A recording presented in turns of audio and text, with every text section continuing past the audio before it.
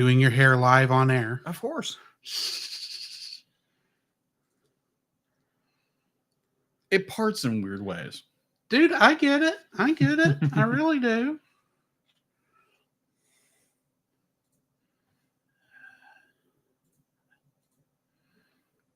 Yeah, because it does this weird. It'll fork. It'll spur off into two sections, and it just like it looks so odd. I'm like, nope, get back there. We did Untold podcast last week. Do Geek Devotions this week. Who?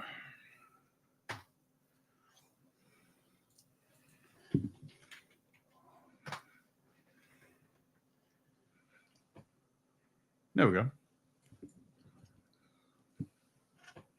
There you go. Much better. And then I can see the chat. And there you go. Audience, that's what I'm looking for. Active. Oh, that'd be nice if we actually did have a Black Friday sale. That'd be awesome. Yeah, but that's just on if you want to switch to annual. Oh, okay. That could save me something, but I hadn't made a decision yet. Okay. Ash, Francis, Book of Gaming, Power. Capitalize the powers.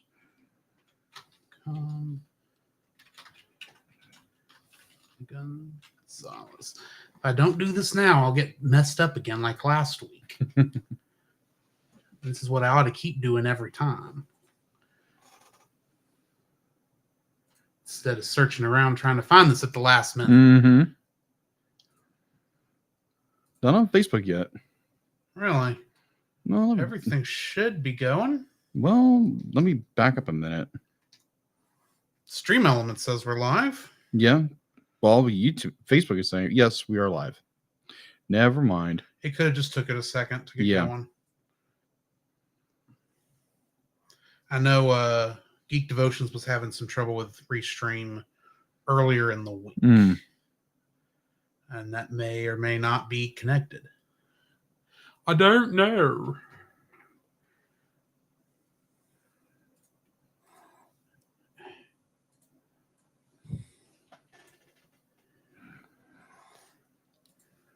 Yeah, I'm seeing this there. Mm-hmm.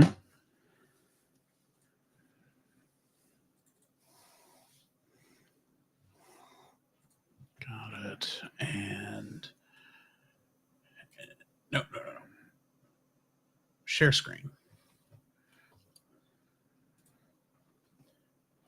Share.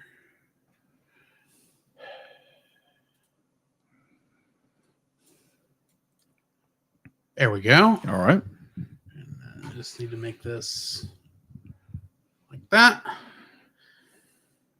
Don't want to update that. That Twitch says we're live, and you said YouTube said we were live?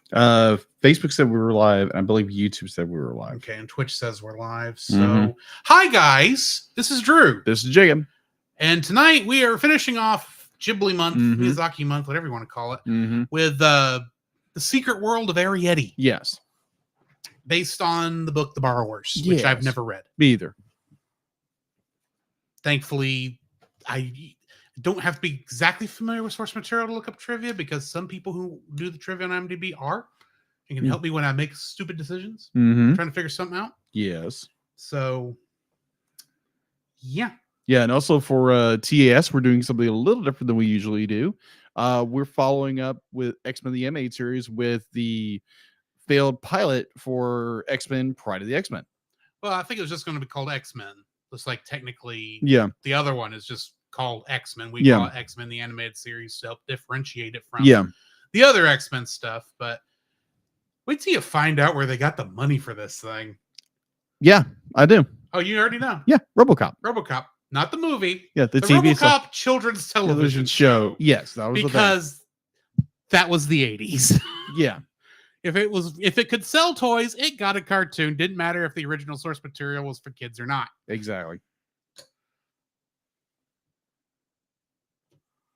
So, yeah. So we are, a week away from Thanksgiving now? Yeah. And we will not be on next week. We are taking Thanksgiving off. So after that, you'll just have to catch up to us at Christmas time. Exactly. December. Or go back and listen to our catalog of stuff if you want to. Indeed. Always go check out the cellcast.podbean.com or wherever you download fine podcasts like our own. Exactly. And listen to maybe some of our old stuff. Mm-hmm. And right now we're just vamping because we're giving people time to come in. Exactly. Yeah. I never know what to say in this section. That is true. And it's just more like you just start rolling into conversation. Like this month, I'm trying to let my beard grow up for No Shave November. Now, it's not how late into No Shave November did you stop shaving? Huh? How late into No Shave November did you stop shaving? I would say. Well, what do you mean by not shaving? Or are you saying not trimming or not? Let me rephrase that. Yes. When was the last time you shaved? If we're talking more like that's right, you've had a beard for a while. Yes, I've had a beard. I don't even think about it. Okay. Okay, fair. Be like what? So yeah, like, I just allowing the beard to grow out and be like trimming underneath and just trimming things. Trimming recently, yeah, but trimming, not shaving anything. Not shaving anything. I think technically you win by default if you keep a beard year round. I don't think you technically have. I don't think trimming comes into those rules, does it? It's trimming doesn't really apply to it in most cases, but if you're like for me, I shave every day, but it's more like you're just doing trimming. When it comes to the general maintenance, it'd be like if you're like most of them be like I'll trim my beard like every week to keep it nice and smooth and trimmed. I've just let it grow up this week because there again it's No Shave November for testicular cancer, so why not? I know that's why. This is always the question I have with any of these things. Yeah. You're doing it to bring awareness for cancer, specific type of cancer. Yeah. But how is that actually helping cancer get rid of cancer? I don't know. Because you're not donating money. No, I'm not donating money. It's just more like I think it's one of those traditions you do. Right, I get that. Because they're gonna be, I haven't found a foundation that says be like, hey, if you post this or this or this or this, it goes to this or whatever, and or you donate here, or we'll send you this, and the money will go to here or whatever. But I've just always heard be like No Shave November. It's like okay. I mean, I at least understood the ice bucket challenge when that was going on. Which good night, that was what 6 years ago. 6 years ago. Where if you either could donate or get the ice dumped on you, and most of the time, if you ever saw it on YouTube, it was they got the ice dumped on them. So I get that, but then at the same time, it's an honor system, isn't it? You don't know if the person actually donated or not. That is true. So, that is so true. Either way, yeah. So far away, I feel like I'm screaming into my microphone, and then that falls over and breaking your microphone. The microphone ain't broke, thankfully. At least I don't think it is. Okay. All right. You ready to jump into this? Sure. Deedlet, are you ready? Deedlet, can you hear me? Good. Let's go ahead and get started then. Yeah. Deedlet. The CELcast is recorded in front of a live streaming audience.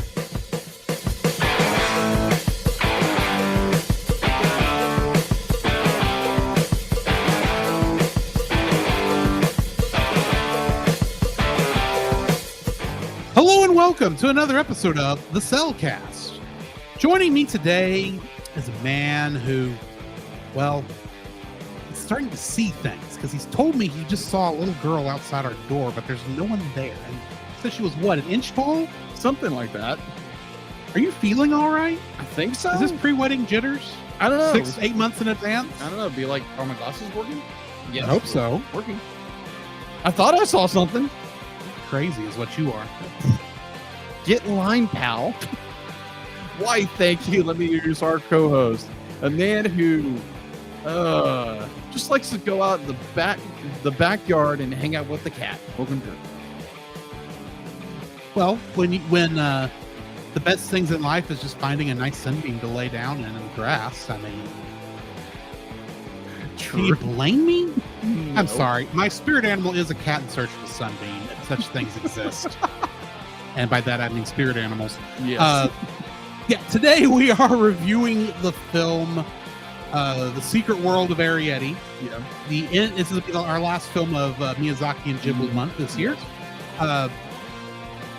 And then we're going to be reviewing something special in our TAS segment, so stay tuned for that. Anyway, you want to just go ahead and jump into this thing? Yeah, let's do that.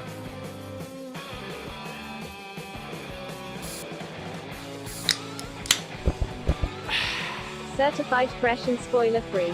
This is actually my second viewing of this movie. Okay. I actually this was the only other Disney released Studio Ghibli film I got to see in theaters. Every other one was after it went to G Kids. Okay. So and I went simply because it's like, oh, it's Studio Ghibli. And at that time I thought all Studio Ghibli was Miyazaki. Mm-hmm. Didn't realize this wasn't Miyazaki. No.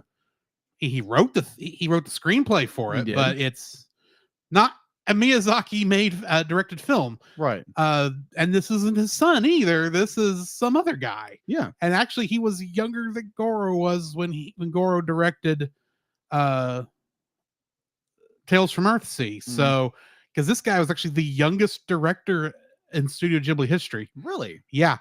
Except for because the one from Ocean Waves, even though that was all meant to be younger people, was still one of the senior members. But anyway. Yeah. Gotcha. So yeah, I know nothing about what it comes from. Yeah. I think last week I actually messed up and said that this was based on the same franchise as The Indian in the Cupboard. I'm completely wrong there.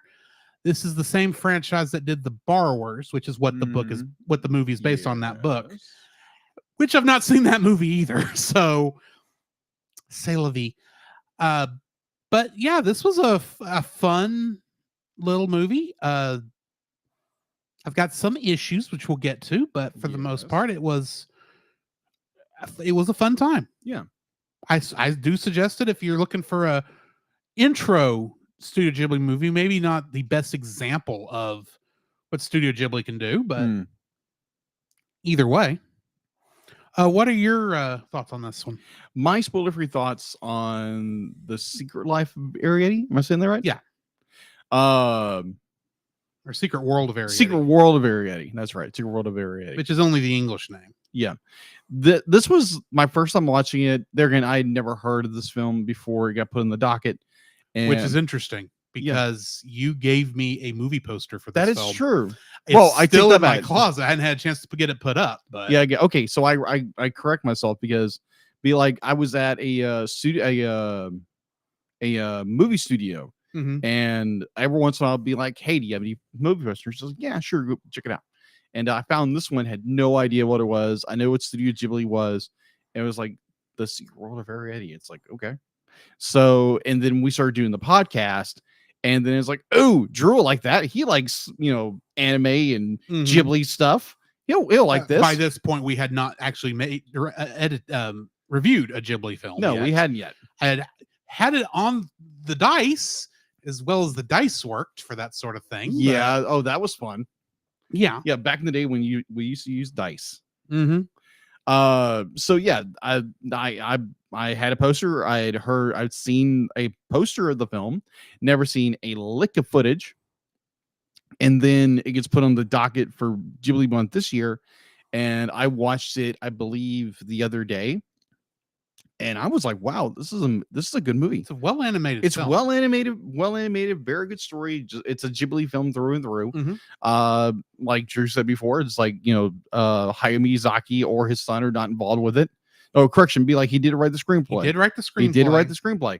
That's the only thing he did for this one, because he was already working on, he had already retired and came back right to work on his next one, which we'll review next year. But overall, I thoroughly enjoyed this movie. It was a lot of fun. It was Ghibli through and through. And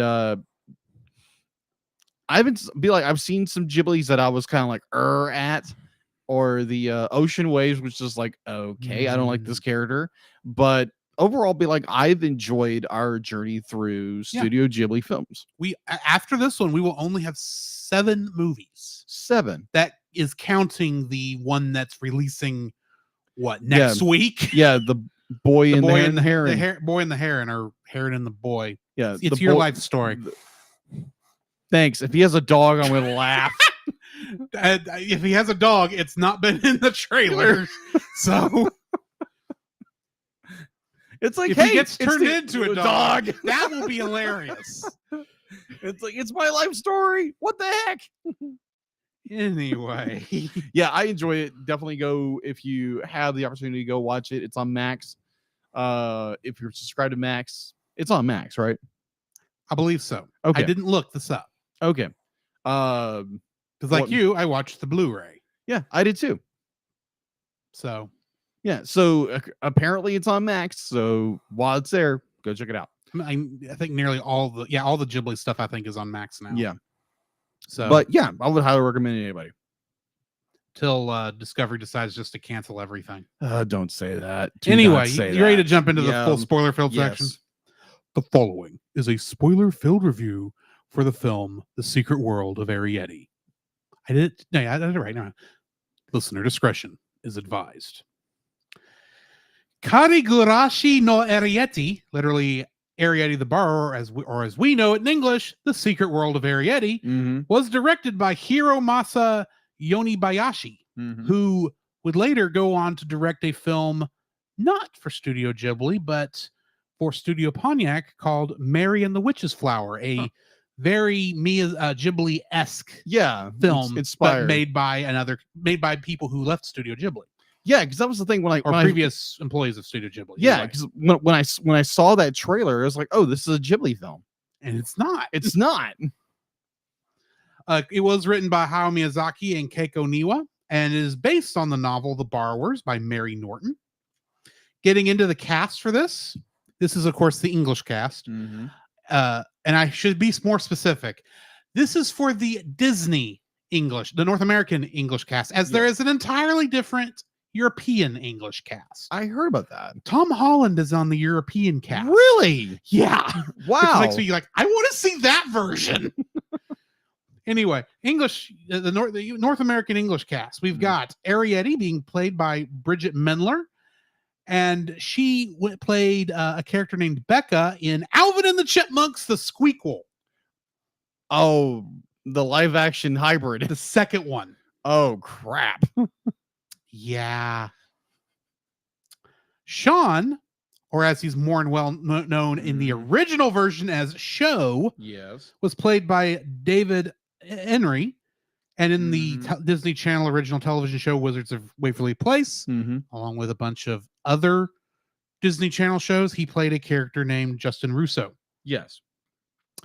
Homily was played by Amy Poehler, and she was Joy in Inside Out. Pod was played by Will Arnett. Yes. And he played Vernon Fenwick in Teenage Mutant Ninja Turtles Out of the Shadows. Oh, Bay Turtles. Yeah. Bay Turtles. The second one. The better Turtles. one. Yeah, the better one, ironically. The better one. Hara was played by Carol Burnett. Yeah. Hold on. Which one was Hara again?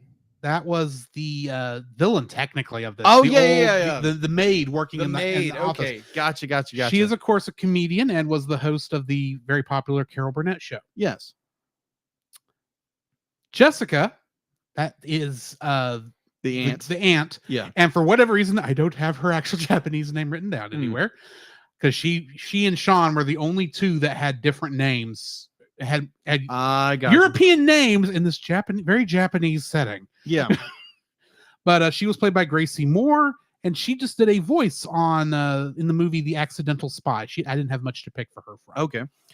Last but not least, Spiller was played by Moises Arias, and in Nacho Libre, he played Juan Pablo, aka the orphan that talked the most to Jack Black.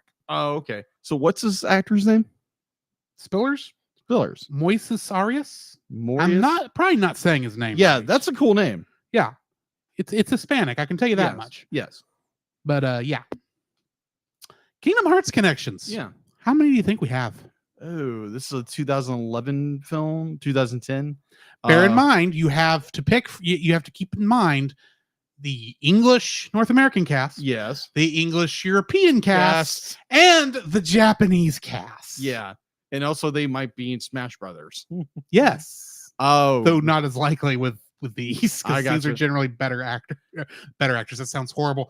These are generally more well-known actors. There we go. That's what I meant. There we go. I would say I'd give it 5. Lower.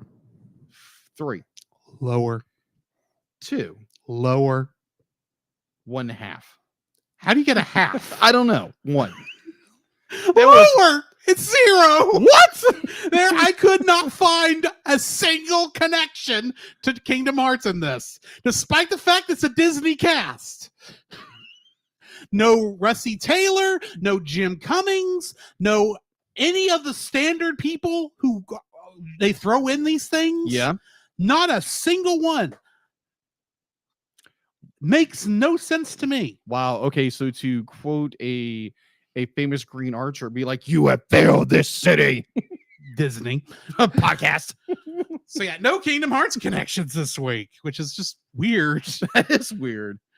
Until I don't know, maybe the next Kingdom Hearts 4 comes out and the Inside Out's thing, and then we can throw Joy in there. But anyway, that's a guess. I don't know. Maybe. We don't know any of the worlds for Kingdom Hearts 4 yet because we literally just barely know it exists. That is true. So, what do we got in info and stuff? All right. So, info and stuff. IMDb, I have a 7.6 out of 10. Rotten Tomatoes has a 95%. Production. Well, I made a slight error there. Watch is be able to watch on Max. Production was Studio Ghibli. Distributed by in Japan was Toho. Originally here in the States was Walt Disney Studio Motion Pictures, and then later on G Kids. Release date for Japan was July 17th, 2010, and here in the United States was February 17th, 2 years later in 2012. Box office, starting with Japan. Arrietty debuted at the first position in the Japanese box office. More than 1 million people went to go see the film during its opening run. Whoa, chimneys. It grossed around 2.35 billion yen that weekend. Snap. Mm-hmm. Distributor Toho announced that as of August 5th, 2010, the film managed to gross over 3.5 billion yen and attracted more than 3.7 million viewers, according to the Motion Picture Producers Association in Japan. Arrietty is the top grossing Japanese film in their box office of the year of 2010. It grossed an approximately 9.25 billion yen, or that converted into American would be $110 million. Mm-hmm. All right, so going into the US, it had an estimated budget of $23 million. Its US opening was $6.4 million on February 19th, 2012, here in the United States and Canada for its opening. Its gross for US and Canada was a 19.5 million, and its worldwide gross was $149.4 million. So home release starting in Japan, they come here over here to the States. Arrietty was released as part of the Studio Ghibli collection from Disney Japan, both on Blu-ray disc and DVD format within Japan. The DVD version of the film consists of two discs in the Region 2 format. The Blu-ray version consists of a single disc in a Region A format. Both versions were released in Japan on the 17th of June of 2011. Both contained English and Japanese subtitles. Coming here to the States, the film was released by originally Walt Disney Studio Home Entertainment on DVD, as well as DVD and as well as a Blu-ray and DVD combo pack on May 22nd, 2012 here in the United States. G Kids later would re-release the film on Blu-ray and DVD on November 21st, 2017 under the new deal with Studio Ghibli. There is no sequels currently slated for this movie. And not likely to either. Mm-hmm.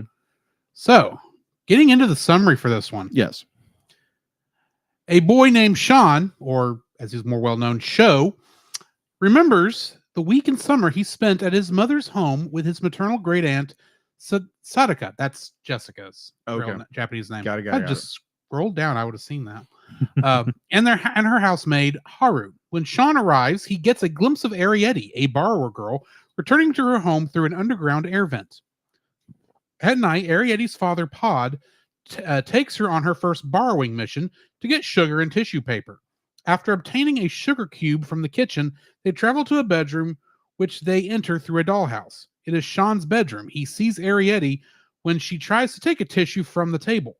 Startled, she drops the sugar cube. Sean tries to comfort her, but Pod and Arrietty leave. The next day, Sean puts the sugar cube and a little note beside the air vent. Pod warns her not to take it because their existence must be kept secret from humans. Nevertheless, she sneaks out to visit Sean in his bedroom without showing herself. She tells him to leave her family alone, and they soon have a conversation, which is interrupted by a crow. The crow attacks Arrietty, but Sean saves her. On her return home, Arrietty is intercepted by her father. Realizing they have been detected, Pod and his wife Homily decide they must move out.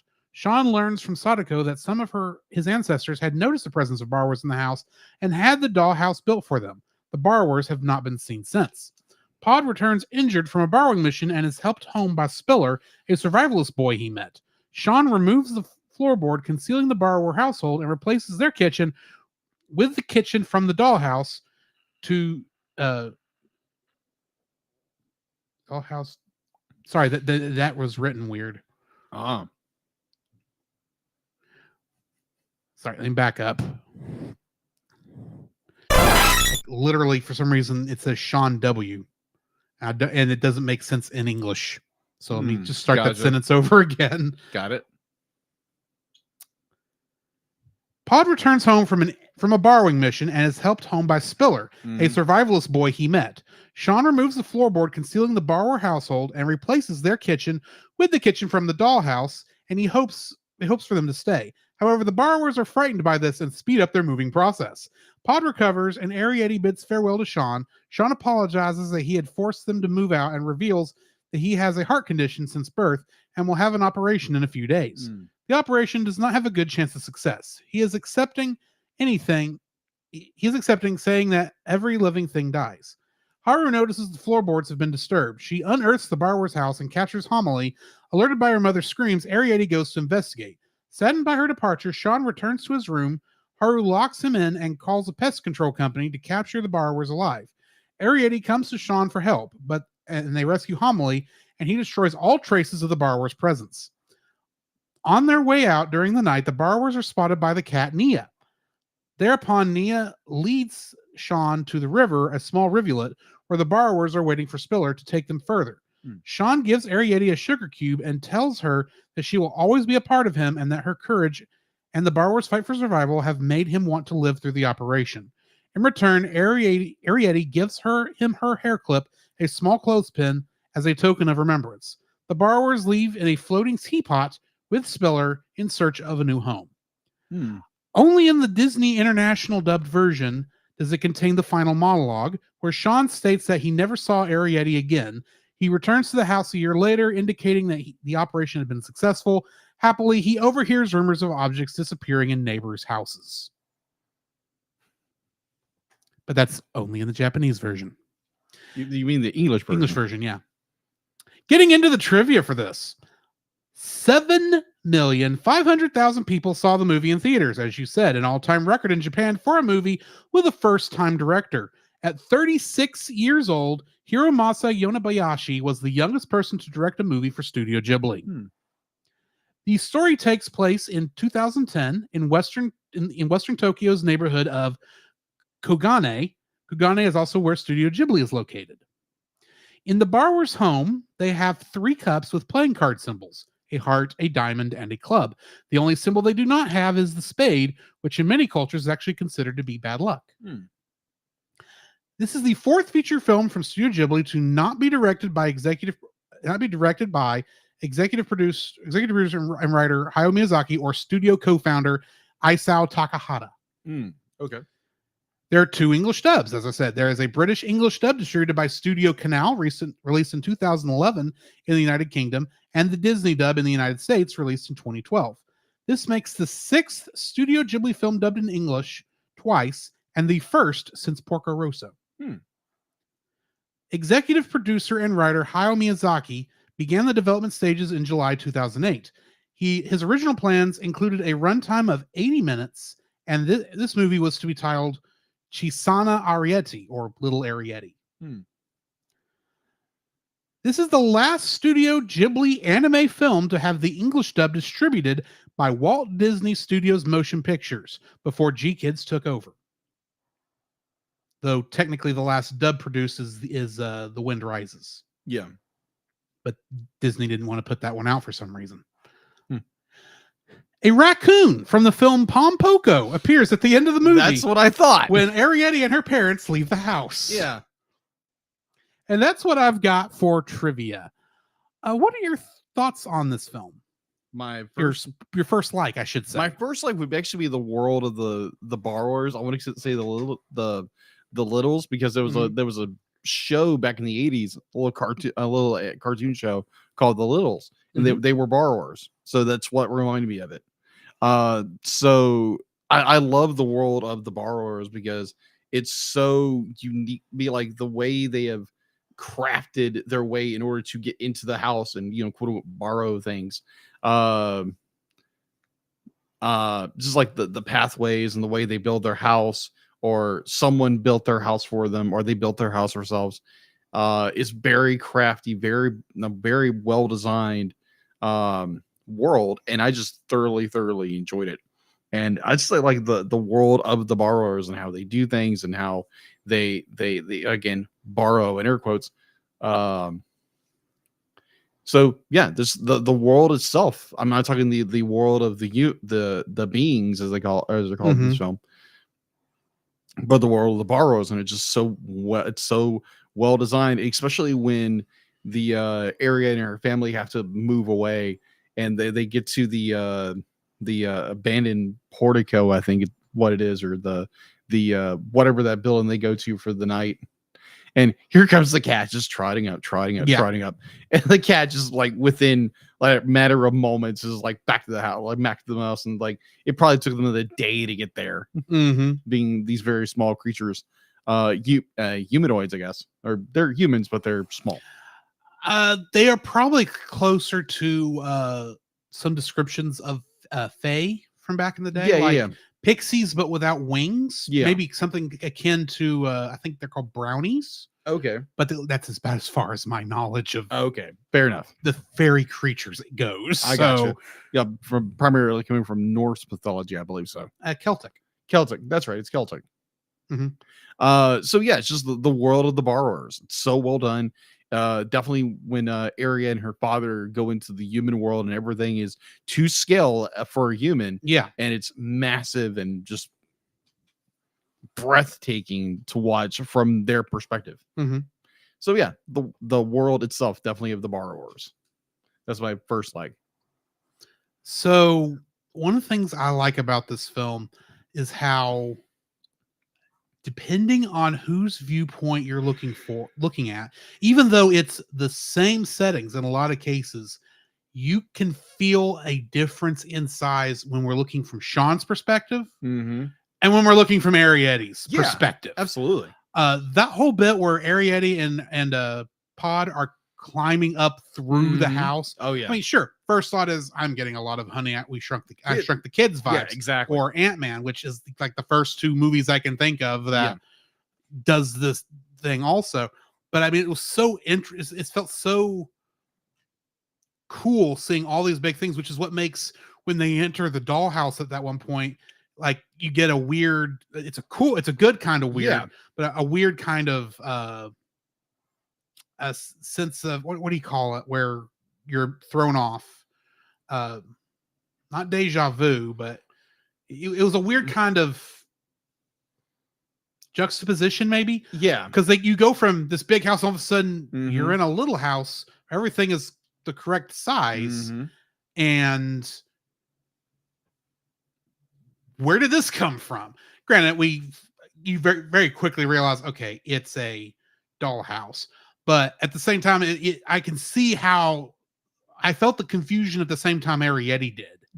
For that, and then also talking about that the minute when they're trying to pull the tissue paper out of the Kleenex box, and she sees Sean staring at her. Oh, yes. Good night. I got spooked. Watch us go. Holy crap. I'm dead. Right.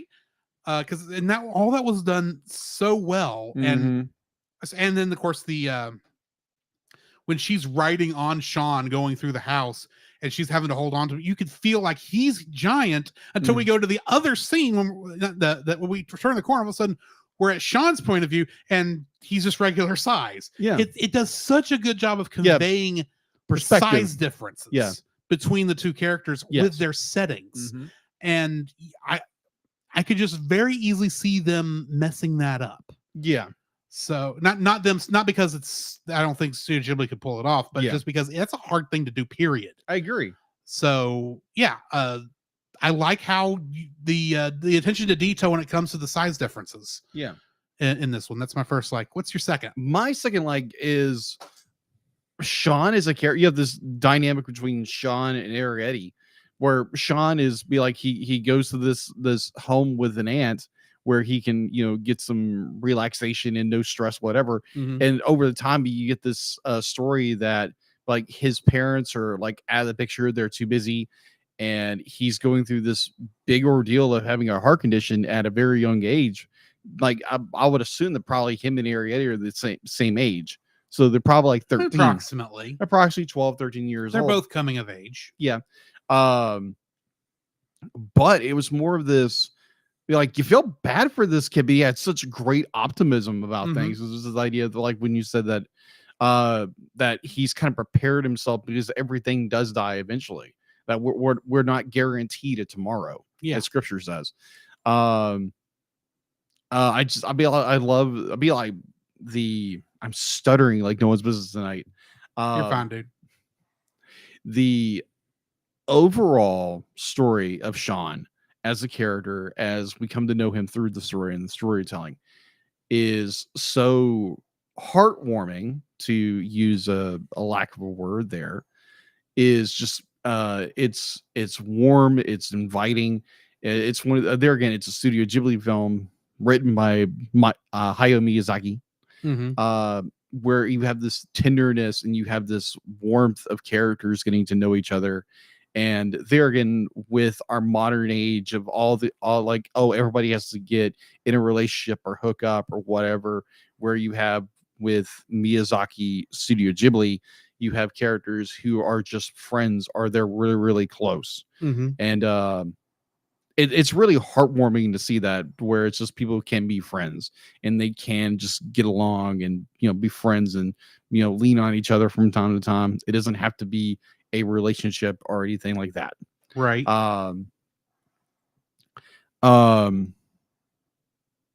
It's just, I love Sean's story. Or show? Am I saying the right? Show in the Japanese version. Show in the Japanese. Probably the European and in the UK version. Really? Only in the Disney version they call him Sean. Oh, okay. And Aunt Jessica instead of Sadako. Yeah.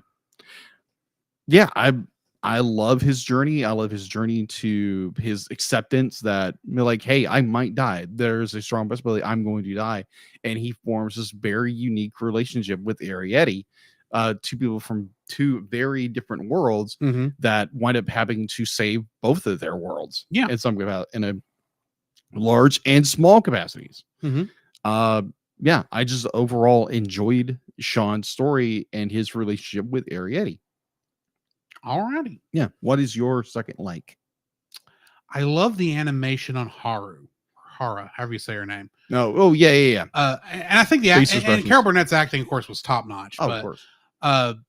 Despite the fact that she's supposed to be the villain of this, but she's not really villainous. She's just trying to prove that she's not crazy. Yeah. So why that mean? I say why that means she's called an exterminator. When I just realized, she wasn't calling them to help exterminate, just to help capture. And thinking there's probably easier ways to do that, but true. Whatever.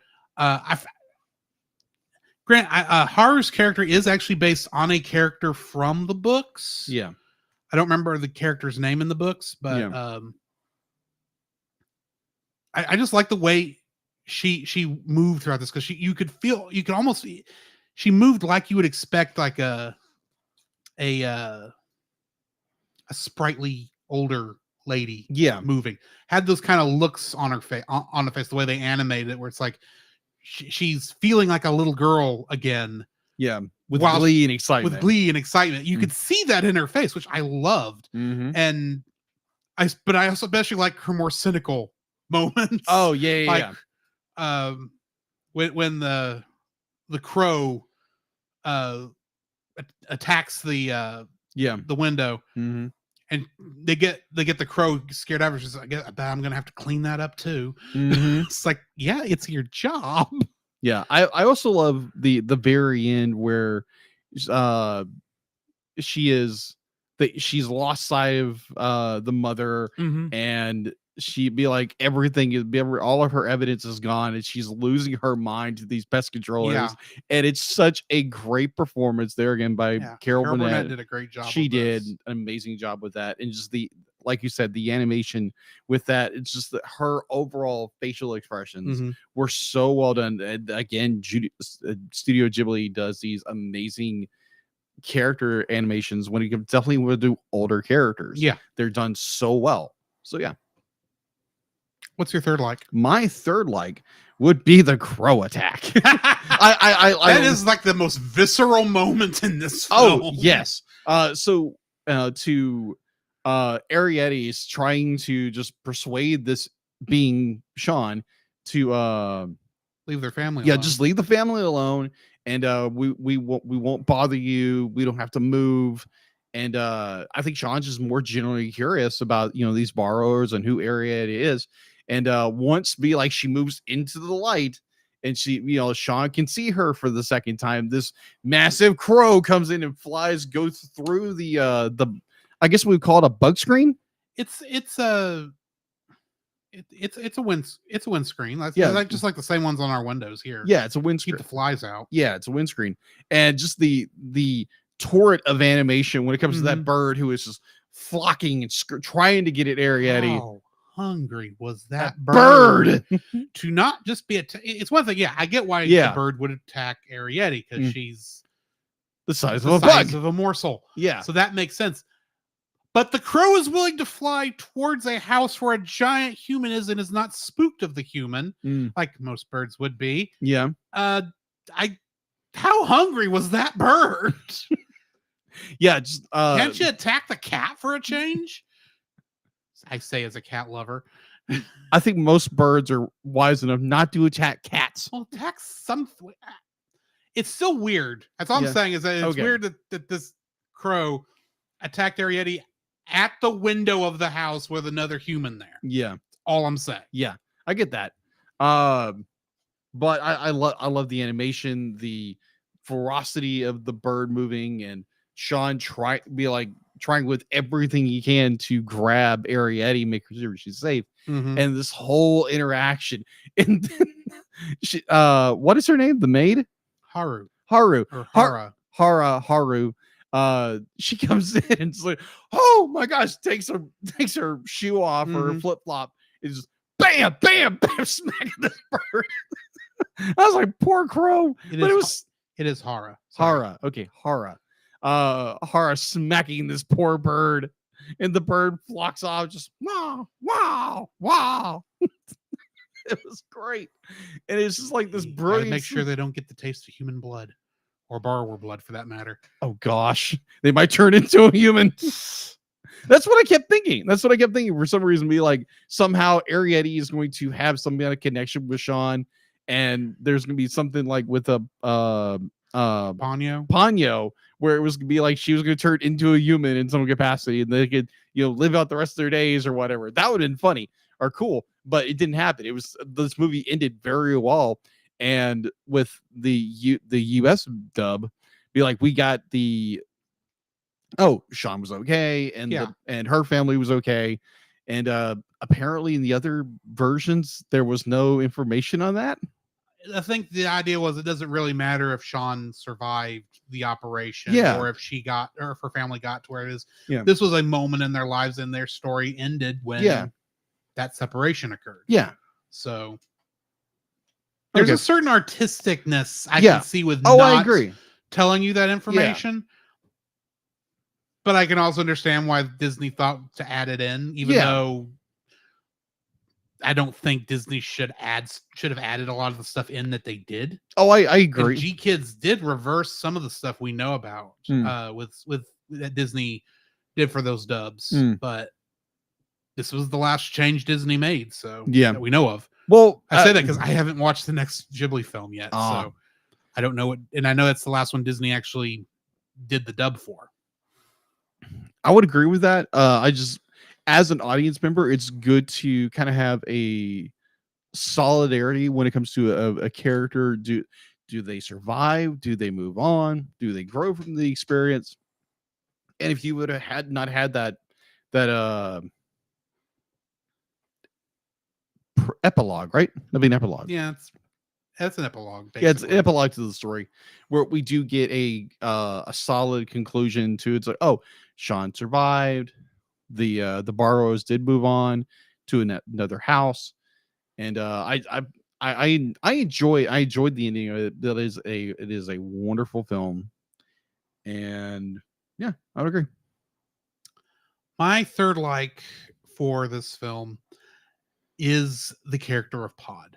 Yeah, Arrietty's father. Yes, you can see how much he loves his daughter, yes, and he loves his wife, even though he's well aware that his wife is a bit of a scaredy cat. Just a little. Which, granted, she had good reason to be.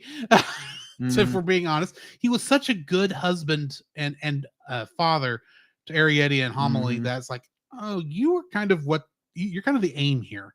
But I loved his character, how he was willing to teach Arrietty and on how to do all that, and was still like, I don't know. I just liked his character. Yeah, so, I get that. Be like he's one of these. He's a very humble and very modest kind of guy that be like has the patience. He's very willing to just be like, okay, he knows when to encourage. He knows the best way to he can punish without actually seeming mean. Yeah. Which is a tough thing to do. Yeah. It was done very well. I appreciated how well they did this character. Agreed. So yeah, Pod is my third like. Excellent. So we need to move on to dislikes. Yes. What's your first? My first dislike, now granted this is a nitpick. Now this movie was made in 2010. 2010, yeah. 2010. I think it was like within the first few minutes, but like you get this grand scale of the landscape and the whole bit, and it's painted beautifully. And if they would have had, there's a lot of static shots with the backgrounds. There's no real movement of the camera or zooming in or zooming out. And I really, because I know in previous Ghibli films, like they would move into the background. And with this movie, it really didn't. It just gave you a static shot, and you would only have movement from the foreground, the leaves or whatever. But I really wish they would have put more of an effort to maybe panning and making a wider canvas for your background or something like that. But it just seemed like all the background shots were simply just paintings. Yeah. And I wish they would have just, made them a little more alive. Yeah, that's all I got. My first dislike, and this is a nitpick, kind of. Okay. Before I did the look, I started doing research for the show, for the review. When I was just watching the movie on the second time, and I realized they're naming his character Sean and his aunt Jessica. Yet that is very obviously, she's very obviously driving on what we would think on the right hand side of the vehicle.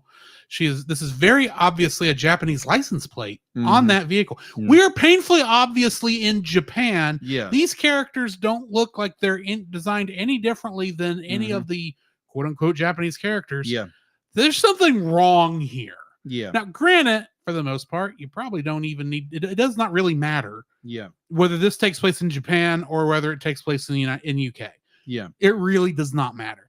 But I'm watching this whole thing going, why are there two Americans randomly living in Japan? I'm not saying Americans can't live in Japan, but I'm saying it's just like weird that it threw me that these two people specifically had English names in a Japanese country. Fair. That are not names you kind of associate in any way with Asian countries.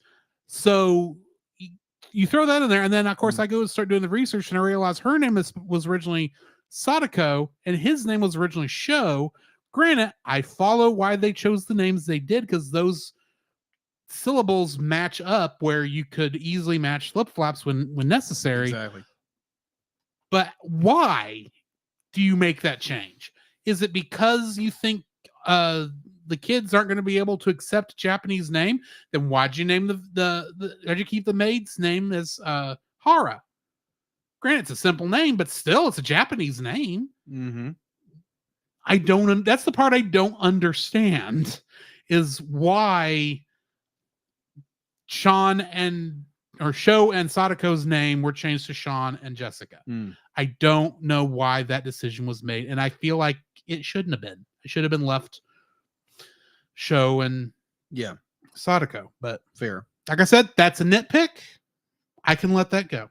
What's your second dislike? My second dislike. Let me go back to my notes real fast. Sean's voice actor, David Henry or something. Yeah, like David Henry. Now, Grant, be like, I'm he not. Was very laid back and dreamy, almost like he was on sedation the entire time.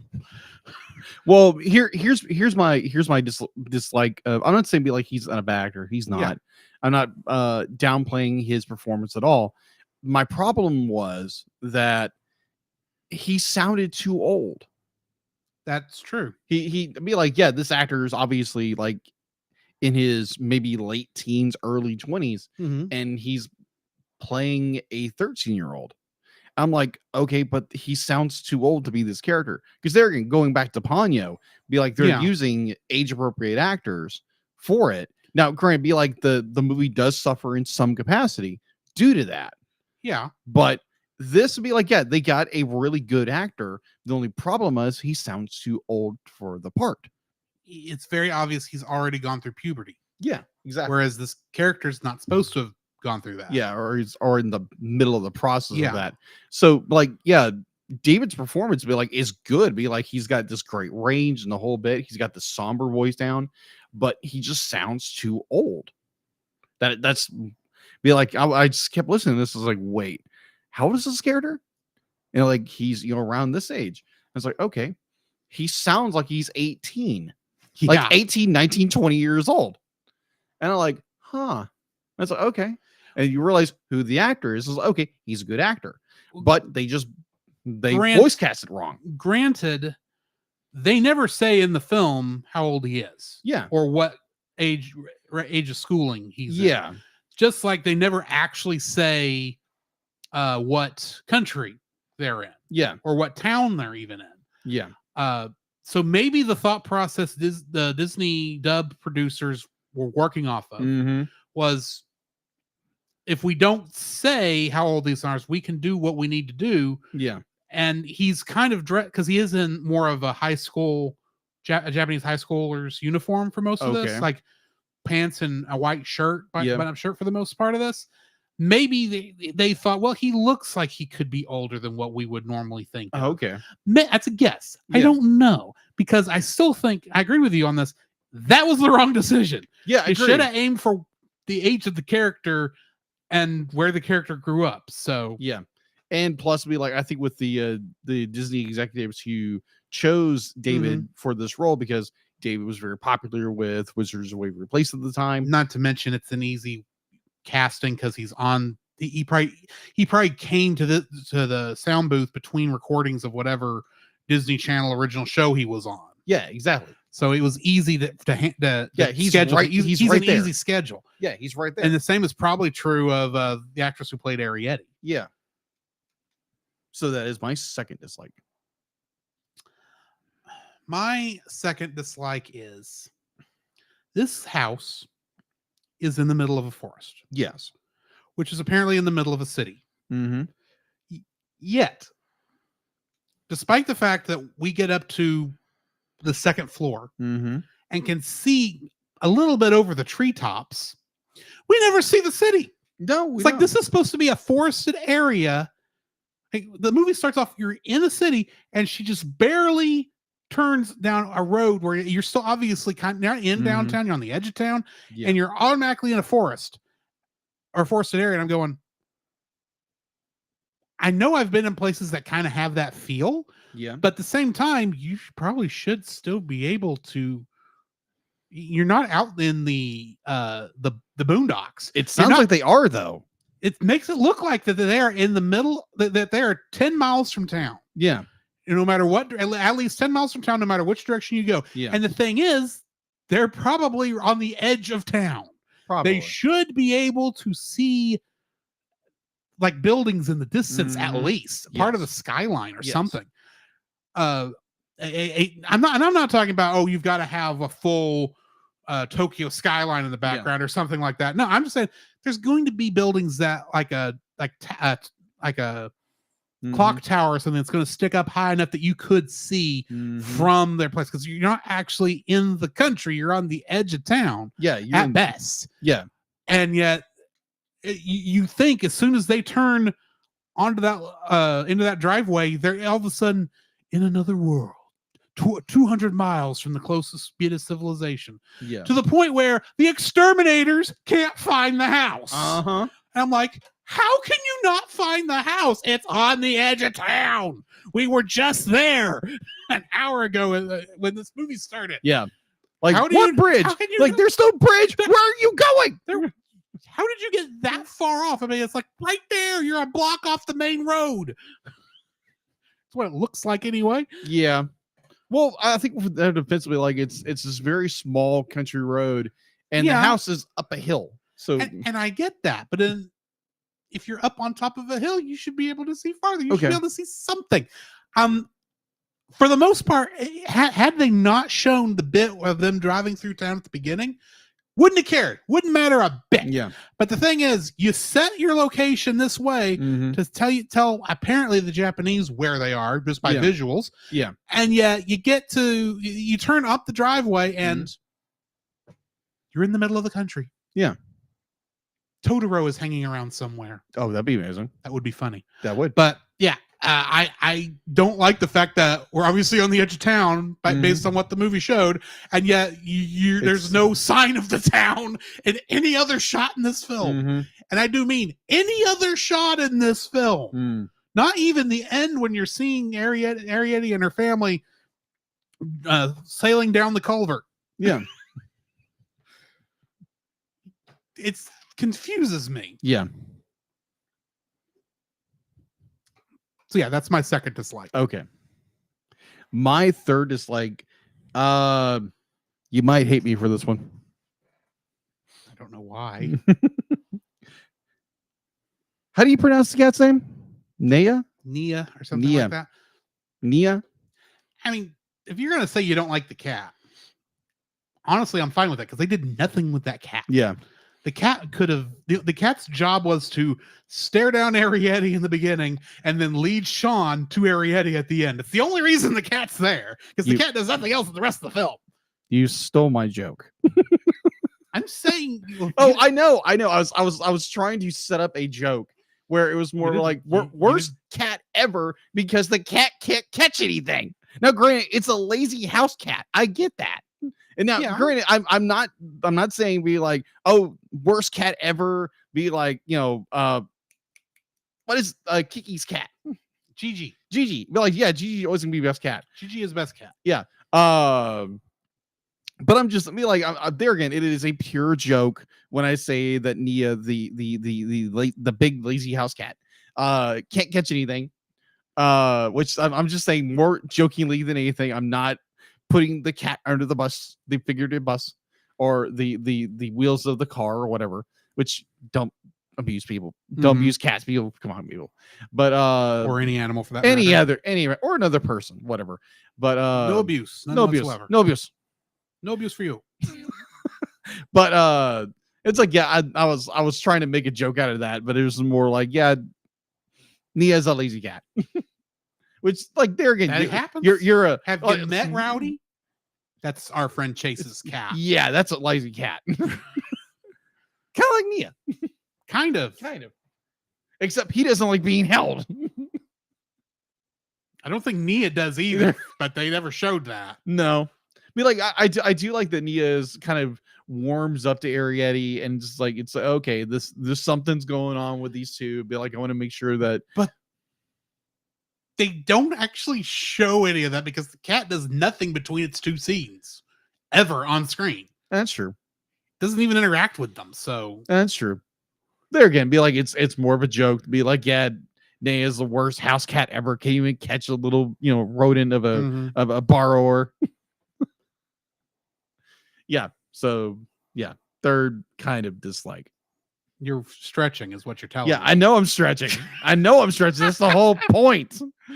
I need to borrow it from somewhere else. Okay. This is where that half connection for Kingdom Hearts came in, isn't it? Yeah. My third dislike for this film.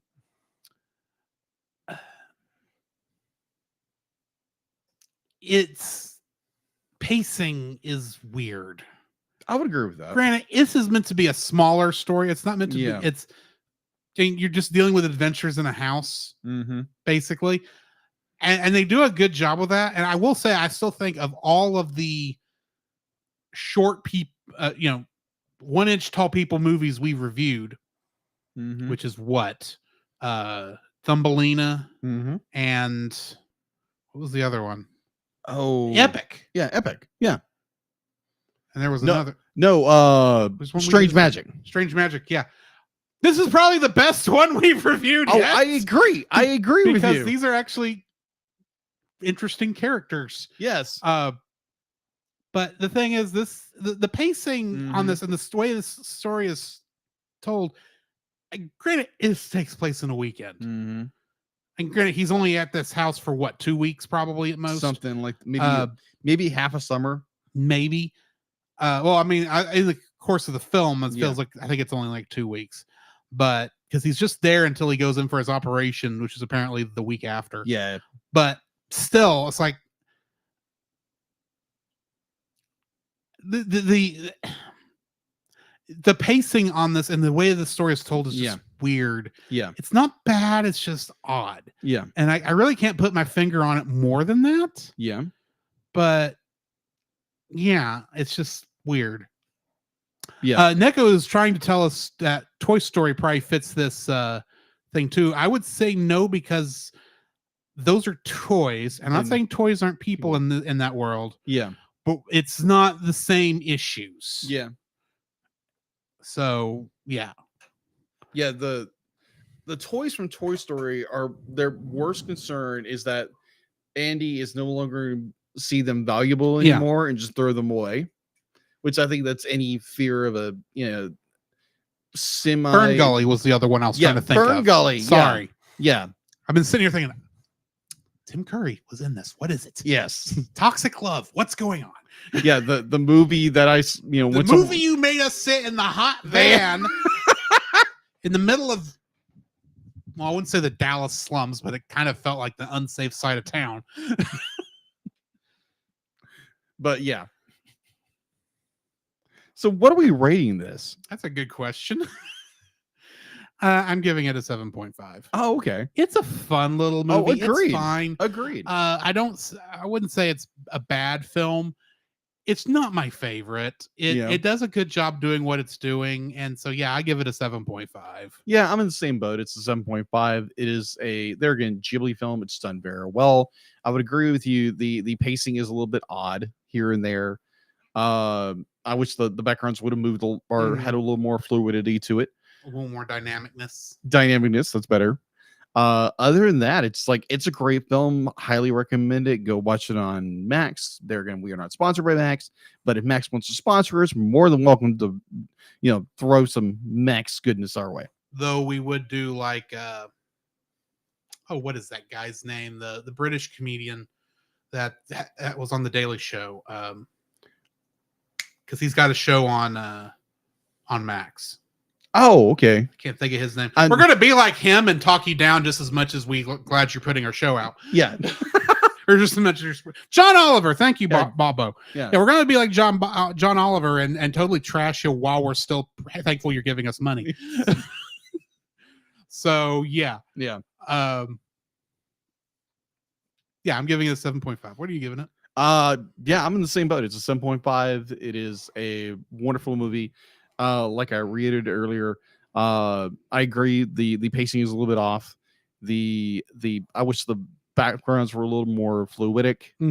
And just other than that, it's great movie. Great movie. It is definitely one of those films that I would probably watch again. Recommend to people go watch it at Max. Or go find a Blu-ray physical copy of it. While those are still available. Yeah, you're not kidding. That's scary for physical media guys like us. Yeah. Well, physical media is disappearing slowly, and none of us are happy about it. Yeah, it's going the way of the dodo bird, and none of us are happy about it. Yeah. Either way. Yeah. Join us on the other side. Oh, yeah, next week. Sorry. Yeah, next week. I jumped ahead slightly. Yeah. Next week, which is not next week, it's actually in 2 weeks, but the next episode, we're getting into Christmas. And we're starting with a Jim Henson film. Yes. Emmett Otter's Jug Band Christmas. A movie that a friend of ours, two of our friends showed. have been, well, both are very happy we're doing this, I'll say. Yeah. So, yeah. And I do have the DVD. I'll let you borrow it after I watch it. Excellent. So, yeah, that's what we're reviewing next week. Join us on the other side of the bumpers, and we will be talking about what we've been watching, some news, and believe it or not, some X-Men. Yes. For the last time. Sad. This podcast is a proud member of Culture Box. Whether you enjoy geeky reviews, comedy, or original fiction, you can open up the Culture Box and find something excellent for your soul. Point your web browser to culturebox.media. This week, we suggest checking out Geek Devotions, which is a collaboration of devoted geeks that are devoted to letting people know that they are loved. They produce a weekly geek culture-infused devotional, their podcast Com Talk, and written articles, along with many other different podcast episodes, whether you're talking about books, Gundam, or bad movies. It's all designed to encourage and challenge people in the geek community, bridging the gaps between their faith and their geekdoms. You can find all of their content at geekdevotions.com. The Cellcast would also like to thank the following patrons: Ashley and Francisco Ruiz, Book of Gaming, PaulJPowers.com, and Edwin Gonzalez. If you would like to hear your name shouted out on the show, have uncut episodes, or get some special art from Jacob, you can donate to us on Patreon.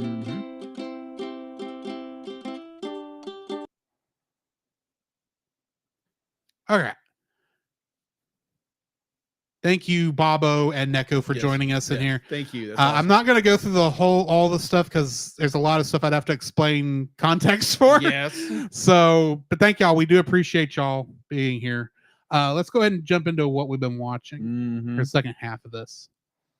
So, Jacob, I have a question for you. What have you been watching? What have I been watching? Or the one thing I've been watching all week. I actually knew the answer to this question already. Yes. So a little context here for our listeners or viewers. So I get on Twitter / X, whatever they call it now. I'll get on there once in a while. Yeah, Twixter. There we go, Twixter. That's what we keep calling it. Yeah, so I follow an artist called Joe Herrera. I followed his work since the 90s. He was a comic artist for X-Men, getting X-Men, and about his title on his own title, Battle Chasers. So I've noticed a couple of weeks prior that he started promoting this one show on Netflix called Blue Eye Samurai. I was like, this looks cool. So eventually I get around to like earlier this week and I start watching it, and instantly I am glued. This thing has me the palm of its hand. No matter what's going to happen with this show, I'm going to watch it until the end. It's 8 episodes on Netflix. Now, it is good. I'm talking good, excellent storytelling, people. This is the like, if you're talking storytelling that's done well, using your visuals to tell your story, and shadowing and paralleling and every like storytelling done right. And now, granted, would I recommend this show to everyone? Absolutely not. This show has violence, gore, sexually graphic scenes, nudity, a lot of violence, a lot of blood, a lot of language. But it's done all in the scope of telling the story, And it's based in not in feudal Japan, but after the Opium Wars, where America and England had gotten themselves into a closed off Japan, and this is after the Japanese had pushed everybody out, and it follows this samurai. I'm not gonna if you're interested, granted, viewer discretion is advised. I would not recommend watching this with a child under the age of 18, right, or even above that. But yeah, I would, if you're of an adult consent, be like you're in college, and be like there again, I do not want someone to stumble into a sin by watching a show I recommend. So if you have struggles with something that may have sexual content or nudity or whatever, or extreme violence or whatever, you just repulsed by that, don't watch it. But if you're one of those people that, like me, who views everything artistically, for the most part sees everything artistically, I would highly recommend it. It is gorgeous. It is wonderful. It's 8 episodes. I probably binged it over the last maybe like 3 or 4 days. And I loved it. It was you get episode 5, 6, 7, 8, definitely episode 5 was so well done. It's literally, you get this parallel of the samurai and their life. I'm trying not to spoil anything here. Right. It is so hard with this show. You get the samurai's previous life when they were younger, and their life now in the situation they're in, and it's just paralleling so well. It's spinning around each other, and it's so well done. It's just like, oh my gosh, this makes sense now. And watching it, and it ends with this, okay, this is where we're going, and it leads right into what they're already saying is the second season, which I will be there to watch. Okay. So yeah, that is all I have been watching. How about you? So, admittedly, this was not an animated thing. Either one of the things I'm going to talk about today. But last Sunday, I watched the movie Tetris. It is about the very interesting legal situation about trying to release Tetris back in the 80s. The game that was developed in Russia. Yeah. On technically Russian computers. So they were technically, even though Paganoff technically did the whole thing. It was technically owned by Russia. That's right. Yeah. And there was a lot of confusion among the people who are licensing about exactly what the rights covered, to the point where it's actually an interesting movie. I do not want to spoil this film. If you like Cold War era thrillers, believe it or not, this is a Cold War era thriller. Tetris. Okay. Yes. Okay. It is done very well, and it is based on a true story, and it is authentic. And to give an idea as to how authentic it is, the two main characters, i.e. Alexei Pajitnov, the creator of Tetris, and Hank, I can't remember his last name now, as I'm saying that, and Hank's daughter, who are all characters in the film, are the executive producers of this film. Wow. Like, they signed off on everything. Now, granted, there's a couple things in there. It's like, okay, as much as it was very important for them to get out of Russia when they did, I really doubt it was that much of a high-speed Hollywood car chase. So I'm just curious. To the set to a Russian version of Holding Out for a Hero. Oh wow. So it wasn't like I think the scene from Star Wars Rogue One at the very end when they're trying to escape and Darth Vader's comes cutting people down and they're trying to pass this message on and they get through like the Berlin Wall. It's not like that. Okay. It is. Well, okay, here's the thing. I will go ahead and tell you that two of the other people who are in this car are the characters are Minoru Arakawa and Howard Lincoln, who you probably don't know who I'm talking about when I say those names. No. That is the president of Nintendo of America in that time, along with the legal counsel of Nintendo of America, who are in this car trying to escape Russia with Hank, whatever his last name is. I'm sorry, Hank, I can't remember your last name. And it's like, Mario hangs in the balance, and not really, because this is long after Mario Brothers came out. But it's like, these are characters people you don't normally expect to hear action movies being based off of. Right. And yet this is still an action movie based off of a video game. Tetris. And not the video game itself, just the trying to get the game published. Yeah. Which does not sound like it would be a exciting film. Right. And yet it's like, you're sitting on it's the best. If you want to get a good idea as to how communist Russia was, right, and how much of a pain it was, and how much fear the Russians were in, this is actually one of the few films where I actually felt like they conveyed it correctly. Yeah, they conveyed the absolute fear. There's one point where Hank and Alexei are talking technically against the rules because you're not supposed to have foreigners in your apartment, and Hank's saying, "Oh yeah, I'm from the Netherlands, but I grew up in America, and now I'm living in Japan. And where have you all been to? I grew up here. Oh, I know you grew up in Russia, but I mean, it's like, no, this apartment is where I have lived my whole life. It's like, oh, okay, because that's how it was. Dude, it's a good movie. It's on Apple Plus. Okay. I highly suggest watching it because it is a very tense, good Cold War epic. I haven't seen a good Cold War epic like this since maybe Hunt for Red October. Okay. So, yeah, I'm going to suggest, of all movies, the Tetris movie. Wow. Whether you like video games or not. Wow. It is that good. I will put that on my, as you continue. Yeah. Also, last night, well, I'll put it this way. I told you yesterday that I was thinking of staying up late to catch the premiere. Yes, I just saw something on Monarch Legacy of Monsters. Yes. And the thing is, when we talked last night, we had just gotten out of Bible study, and we'd gotten out a lot earlier than we normally do. Right? Yes.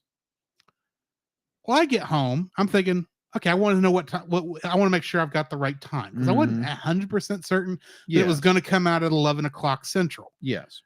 Well, I go on, get on the iPad. I go over to the Apple TV thing, and all it says for Monarch Legacy of Monsters that it's coming soon and asking if I want to watch the trailer. I'm thinking, I'll just try it later on tonight.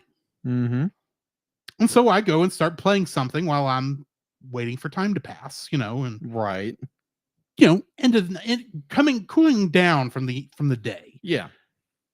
And you know how when you get like a notification on Facebook, it will light up your screen? Yes. Right. It does this for pretty much any notification. Yeah. Well, I saw the screen light up from across the room. Mm-hmm. So I paused my game, reached over and grabbed it. So I was like, okay, what's going on? And I had a notification from one of my Facebook groups, Mm-hmm. a Godzilla specific Facebook group, Yes. but not Nate Marchand's. Oh, really? This was a different one. Okay. It said the first 2 episodes of Legacy of Monsters is out. So I quickly went over to the Apple TV thing on my iPad, to make sure before I go to the trouble of stopping what I was doing and loading up Apple TV on the PlayStation and all that, and go, it is out. Okay, and I start making the switch over, and I watched and I got 6 minutes in, and I paused this TV. I signed over onto Nate's messenger group for the Marker Light Lounge. Mm-hmm. I said, I'm already 6 minutes into into the first episode. This is already way better than the Skull Island anime. Not barely anything. All I've seen, I can say this much. All I've seen is John Goodman nearly get eaten by a kaiju. Poor John Kaiju. Well, I mean, he dies in Skull Island. So yeah, I remember. this is while he's on Skull Island, so I'm not quite sure when this actually fits into that, but yes, whatever. Mm. I'm watching this and going, this is so much better. And I just kept watching for the next 2 hours because it's an hour-long show. Mm. Dude, I don't care if you did not like King of the Monsters or Godzilla versus Kong. If you liked 2014 Godzilla, yeah, you should give this a shot. Huh. It is good.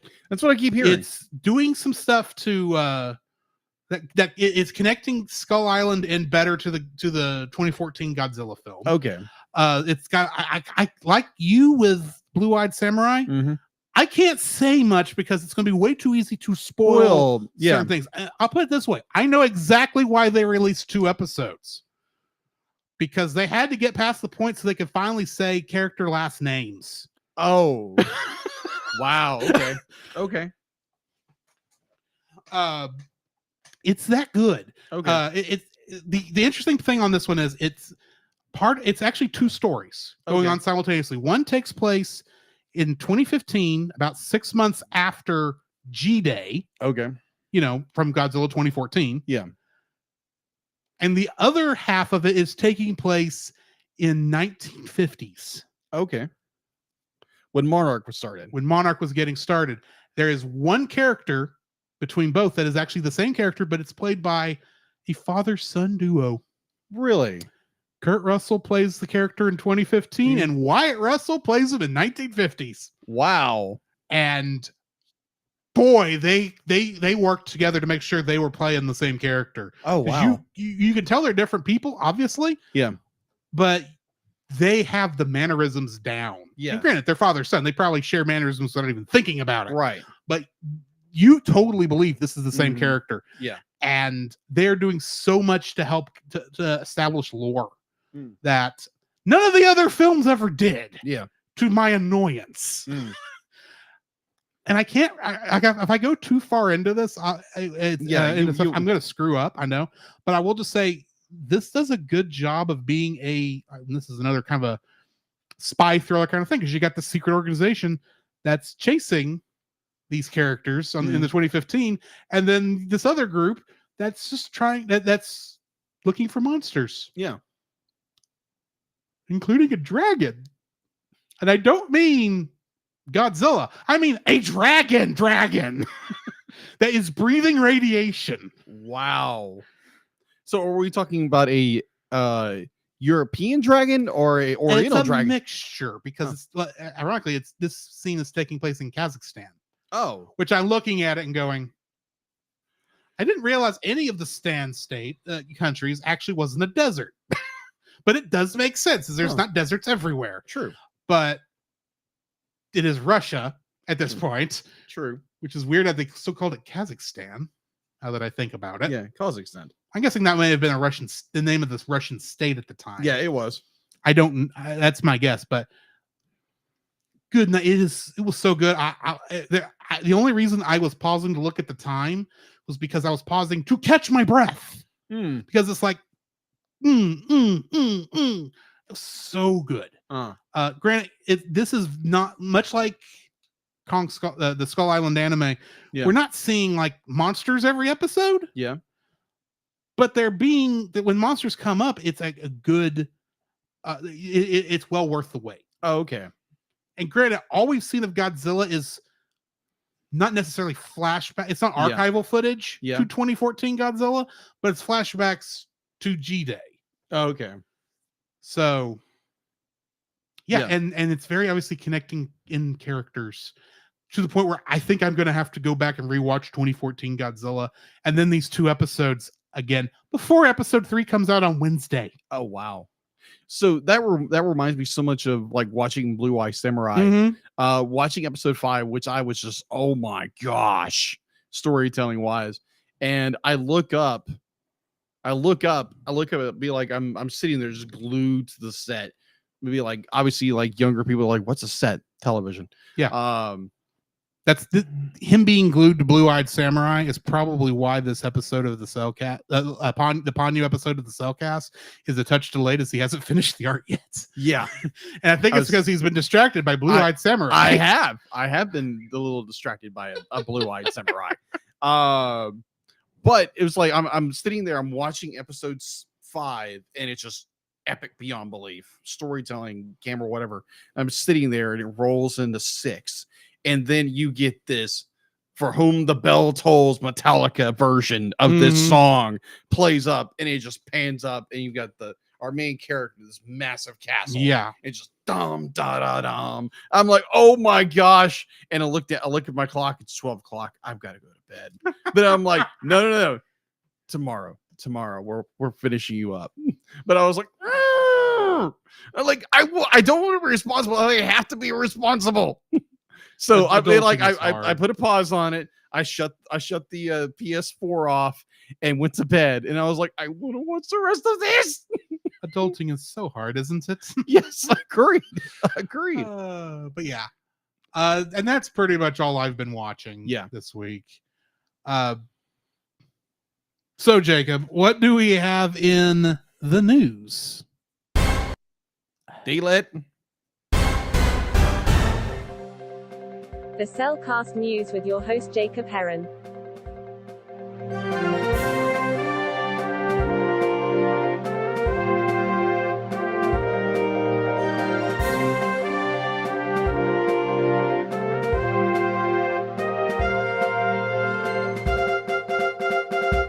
Why, thank you, D-Lit. And there's actually a lot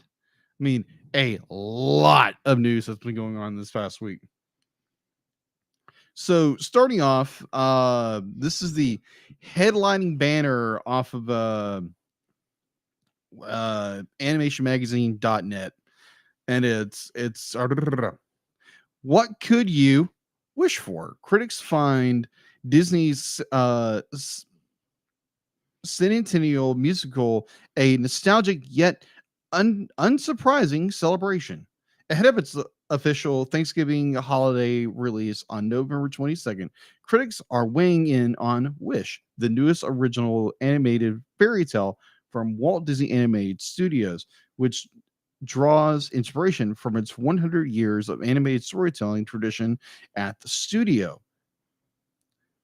Family audiences and animation lovers of all ages. I'm going into another segment here. I should have mentioned that. So apparently, it is doing okay. I saw a snippet of a headline from a YouTube channel, which I'm not going to mention because most of them, they just bash people for no reason. Was, oh, the box office doesn't look good, it's going to fail. I'm like, shut up. Like, give it time, give something to breathe before you, condemn it. Okay, second bit of news. Family audiences and animation lovers of all ages had the chance to take in a unique cinematic offering this Thanksgiving weekend. Via Pictures has announced that Deep Sea, the acclaimed new CG animated movie from Monkey King, Hero is Back, from director, I'm going to butcher this name, so I apologize. Tyan Zomgrum. I'm going to butcher, I can't even pronounce that. So if you wouldn't mind. I am guessing Tian Xiaoping. Okay. Tian Xiaoping. Okay. We'll be playing in select markets here in the United States starting on November 25th. Obviously, this is a Japanese movie. That looked Chinese name. Oh, Chinese. Sorry. Chinese. There is a difference. There is. I agree. My apologies. Chinese movie coming out that's I think it's being dubbed. But all right. So moving forward. I saw the headline on this. I just like, okay, why? But this morning, the time of that release, during an appearance on Good Morning America, Disney CEO Bob Iger revealed that the studio is working on the 4th movie of the Frozen franchise. In addition to its previous... There's not been a 3rd yet. I know!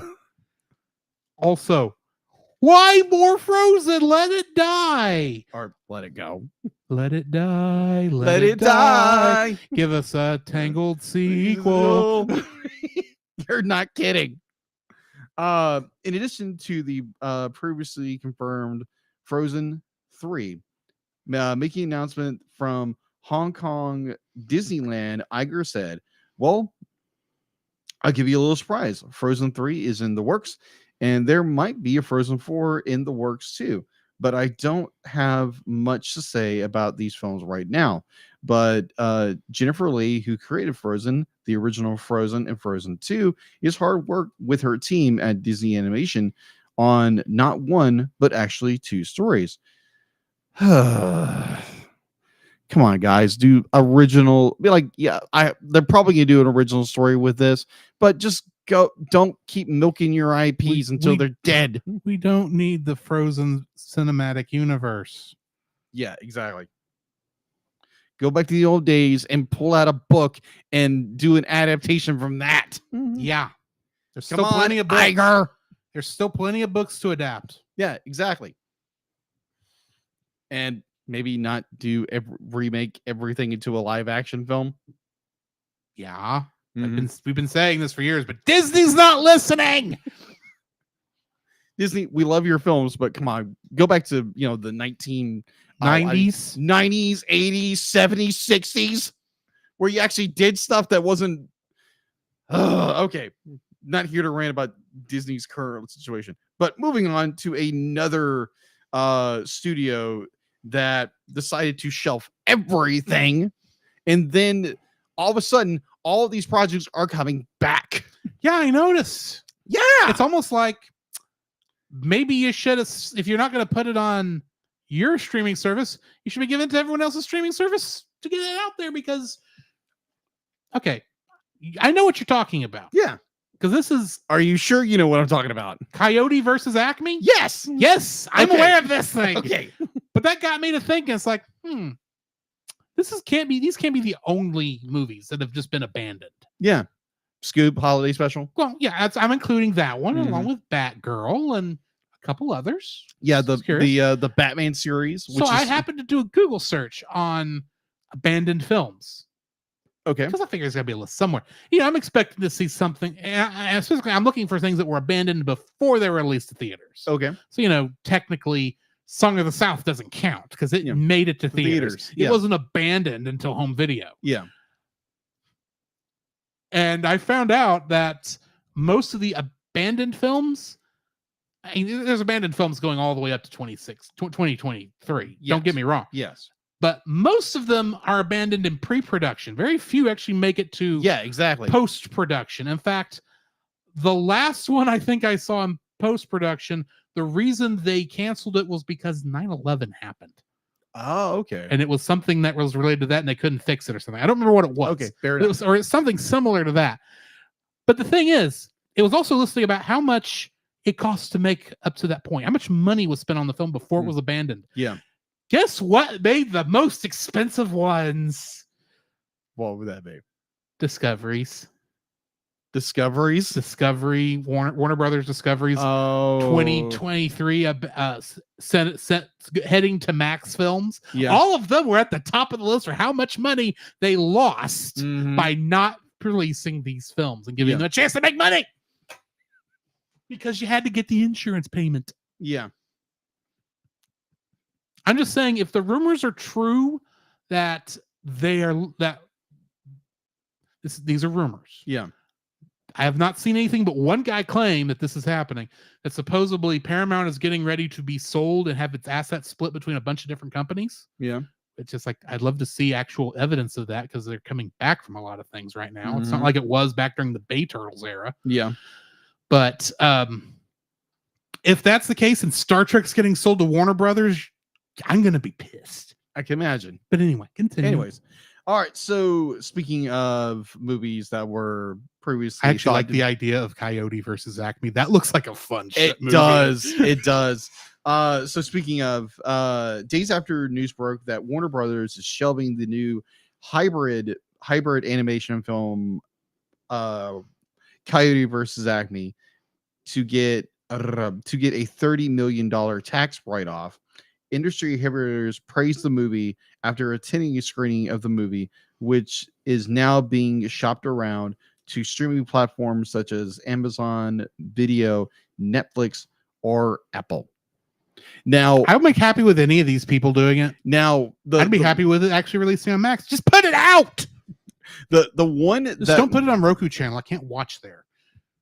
The one that I got the most chuckle out of was, hold on, let me find this guy's name because I want to give him proper credit where credit is due.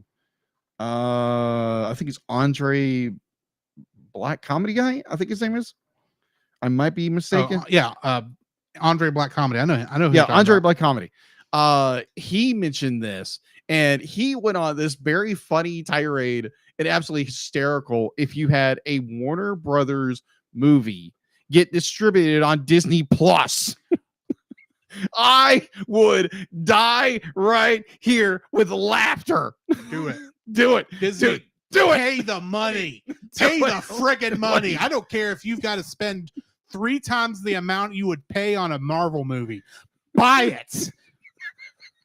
Yes, in a heartbeat. I agree with Andre about that. It's like, oh my gosh. There has to be a reason on Disney Plus that we have to have movies involving Wile E. Coyote as a category, because that would officially make 2.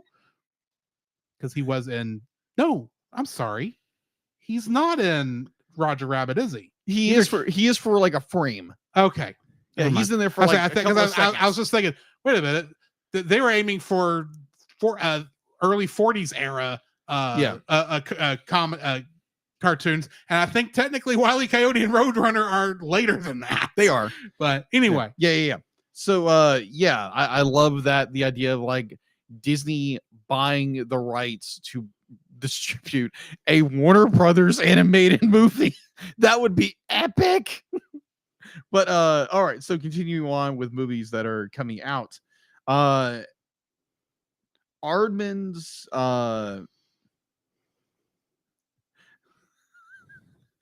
so the long-awaited sequel adventure to Chicken Run is getting its sequel starting December 15th on Netflix with Chicken Run Dawn of the Nugget, which is a very odd naming for a movie. Because the character's name is Nugget. Okay, well, never mind then.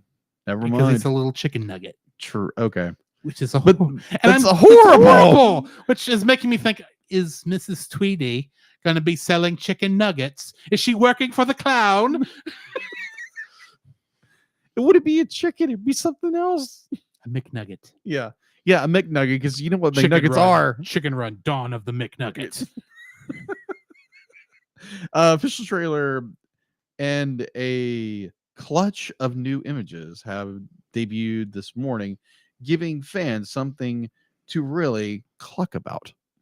I know the puns are terrible. All right, so we got another trailer. I don't know if I'll be like, we haven't discussed this one yet. Something about a certain cat on your table.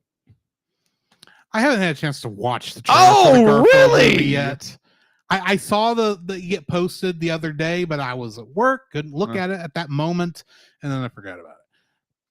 But this is the one with Chris Pratt as Garfield, if I remember correctly, and I'm like, yes. Look, Bill Murray was a stretch for the voice of Garfield. Yes. I would accept Frank Welker, even though I'm not a big fan of his Garfield. Yeah. Because let's face it, nothing's going to beat the guy from the original cartoon. True. Whose name I can't think of, but he was on Laverne and Shirley, and that's all I remember. But I don't know. I don't need Star-Lord Garfield. I'm sorry. Because here's the thing, as much as his Mario was okay, it wasn't Martinet or the new guy. Fair. Because Martinet is no longer doing it in the games now either. Yeah. But I don't need Chris Pratt telling me how much he hates Mondays and wants to eat lasagna. I'm sorry. Okay. Don't get me wrong. I like Chris Pratt as an actor, but he doesn't have much range. I have begun to notice. Okay. Fair. I say that knowing that he was in Beyond and Onward, and he did good there. But anyway. Yeah. So yes, apparently Drew has not watched this trailer yet, so that'd be interesting. Yeah, I have no idea what the voice sounds like if they let Garfield speak. Oh yeah, he speaks. Okay. So we might have to do a reaction to the trailer. Maybe we may have time afterwards. Yes. So yes, there was a trailer, and yes, about a lasagna. Sorry, lasagna. Loving tabby cat. Yeah, it's coming through. Let's see, Columbia Pictures and Alcan Entertainment. So yeah, that's all I'm going to say about it because it discusses who voice actors are and who they play in the whole bit. So no. So yeah, that trailer is out. I know I dropped it on the Facebook page for all you wonderful people to see. So going forward, and this one again from Andre from Black Crim guy. I think we said Black Comedy, but it's Black Comedy. It's Black Nerd. I think. Yeah, Black Nerd. Yeah, because he changed it. It's Andre Black Nerd Comedy. Yeah. So whatever. He's still funny to watch. Yeah, he still is very funny to watch. I highly recommend you to see his stuff. He's really good. Just don't go over there when the Smurfs are on because you don't want your eyes to go crazy with his cosplay. Oh gosh, I've seen that. That is so weird. All right, so another show from our era, because I know we've mentioned it. I think we talked about it, didn't we? Did I do that? Yes, we have. All right, so the nerdish hero from the 90s sitcom Family Matters is getting a seasonal animated reprise of Urkel Saves Christmas, the movie, available to purchase on digital starting on November 21st from Warner Bros. Discovery Home Entertainment, an all-new animated holiday movie event. No, I'm having a hard word saying. Be like the words are like not coming out of my mouth. I know what the word is, but I fail. Let's start over. Click. The all-new animated holiday movie musical centered of the kind-hearted Steve Urkel, voiced by his original voice actor Joel White, along with Nicole Brer, Roy Wood Jr. and Kim Whiteley. The special is one of the Warner Brothers animated projects dumped from the Max lineup after the Warner Bros. Discovery merger. The project was announced to come out on September of 2021 as Yes. So it was one of these drop projects, and then all of a sudden these are coming back. They're being released on different platforms, and it's like, oh. So yeah, I saw that and I was like, I love TGIF. I loved Family Matters growing up. And it's like, yeah, and I think we did an Audible for a certain. We may have changed some stuff out. But it's changed a few things out when this movie was announced it's going to be released. So yeah, that is all I have for in the news. All right. Well, then it's time to finish our run through a certain animated series. Though technically we finished last week, yes, but we're doing we felt we couldn't leave the realm of X-Men, the animated series. Yes. Without looking at its original pilots. Yes. So join us on the other the side 80s. for Pryde of the X-Men. Previously on X-Men. Meet the sulky, over-bulky, kinda hulky superhero. A two-fisted and electrically transistored superhero. An exotically erotic and Say what? Superhero. The Marvel superheroes have arrived.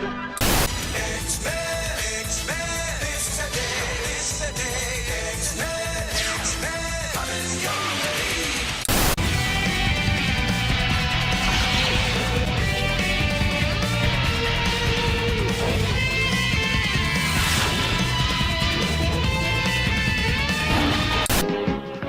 Spider-Man and his amazing friends, Iceman and Firestar.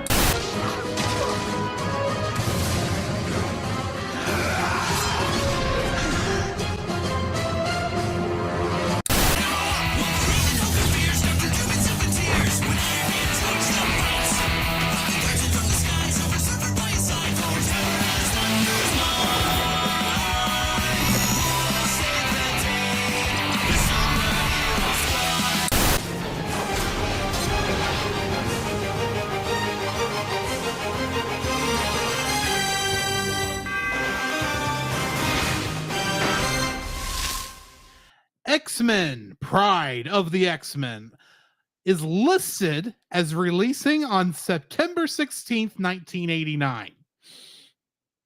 I say it that way because I don't think this actually aired. I think no, it actually did air. It did air in some regions. Maybe so, but yes. The date it lists is September 16th, 1989. It was directed by Ray Lee and written by Larry Parr. Yes.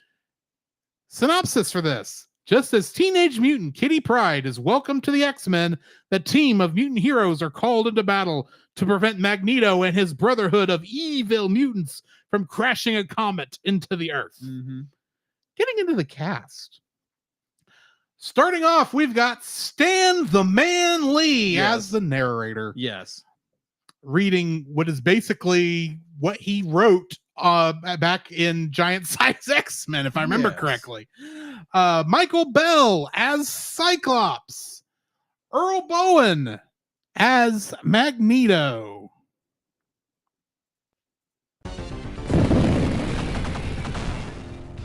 I am Magneto, master of magnet. And before I go farther, I must say I've done some double checking because I was trying to figure this out.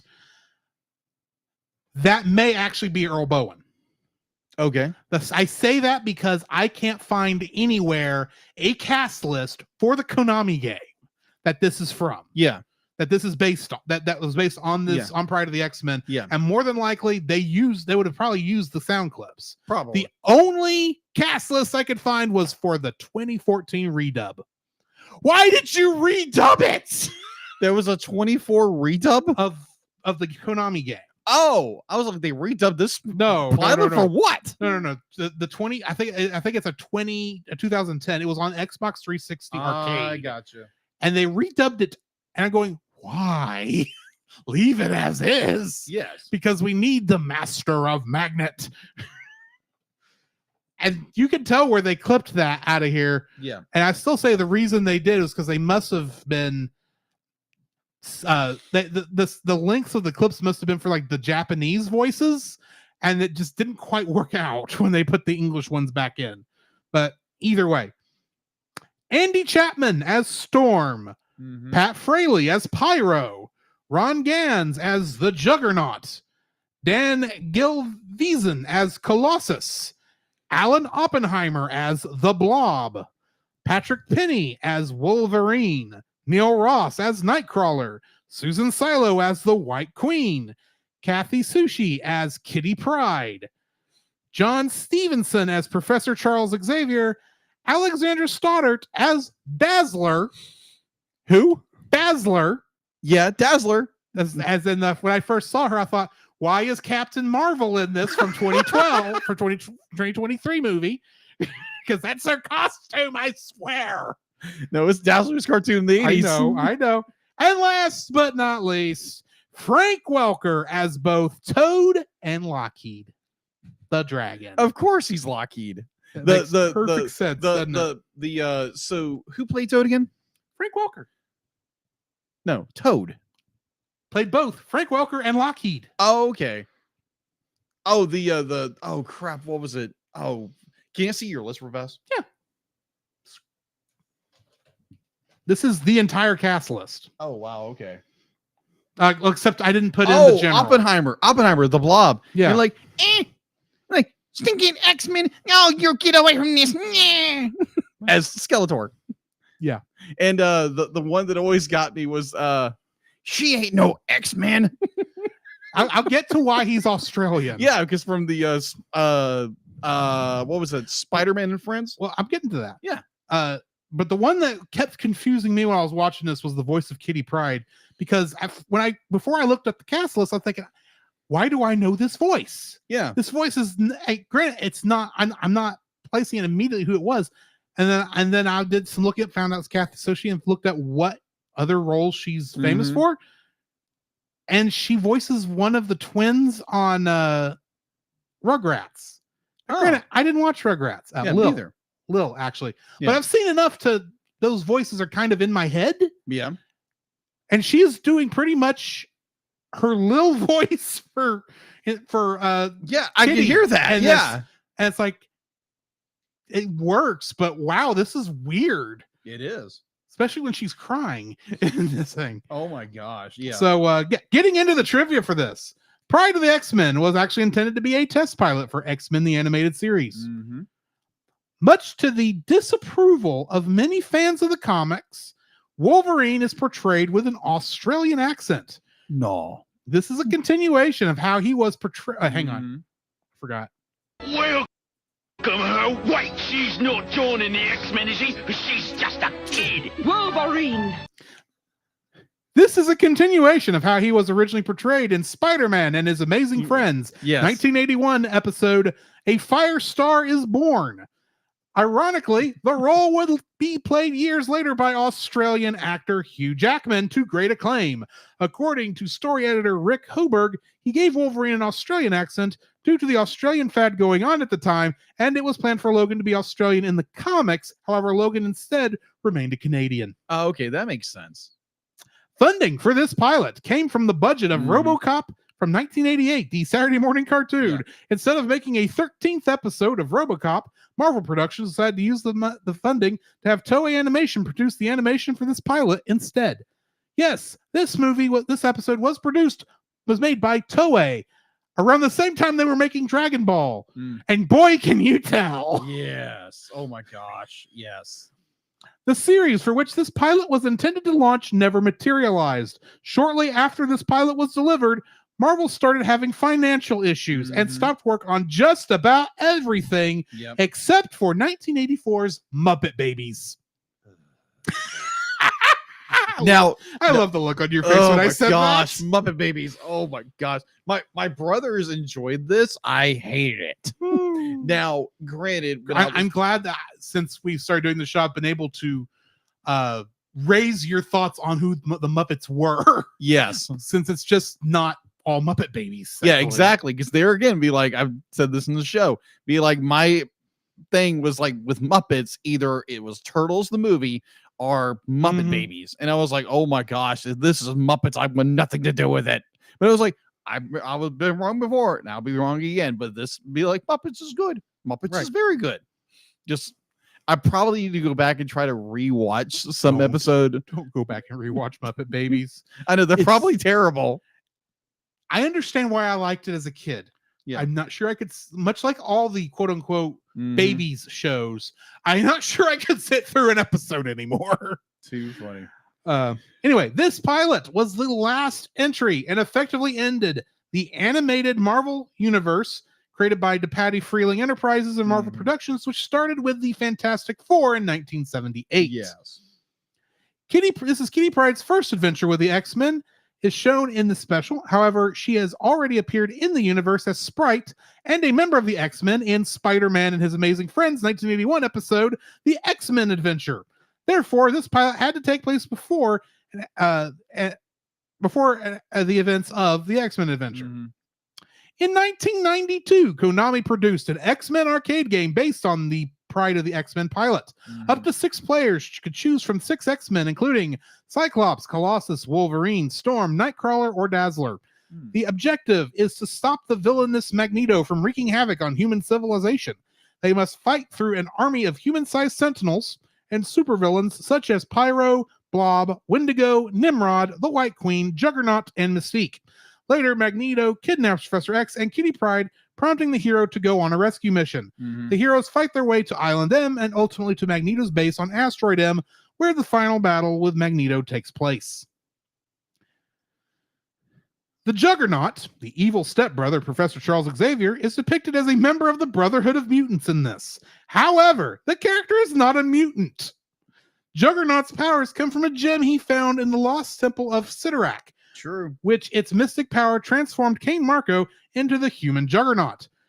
This was mentioned in his previous appearance in Spider-Man and His Amazing Friends. A Firestar is born.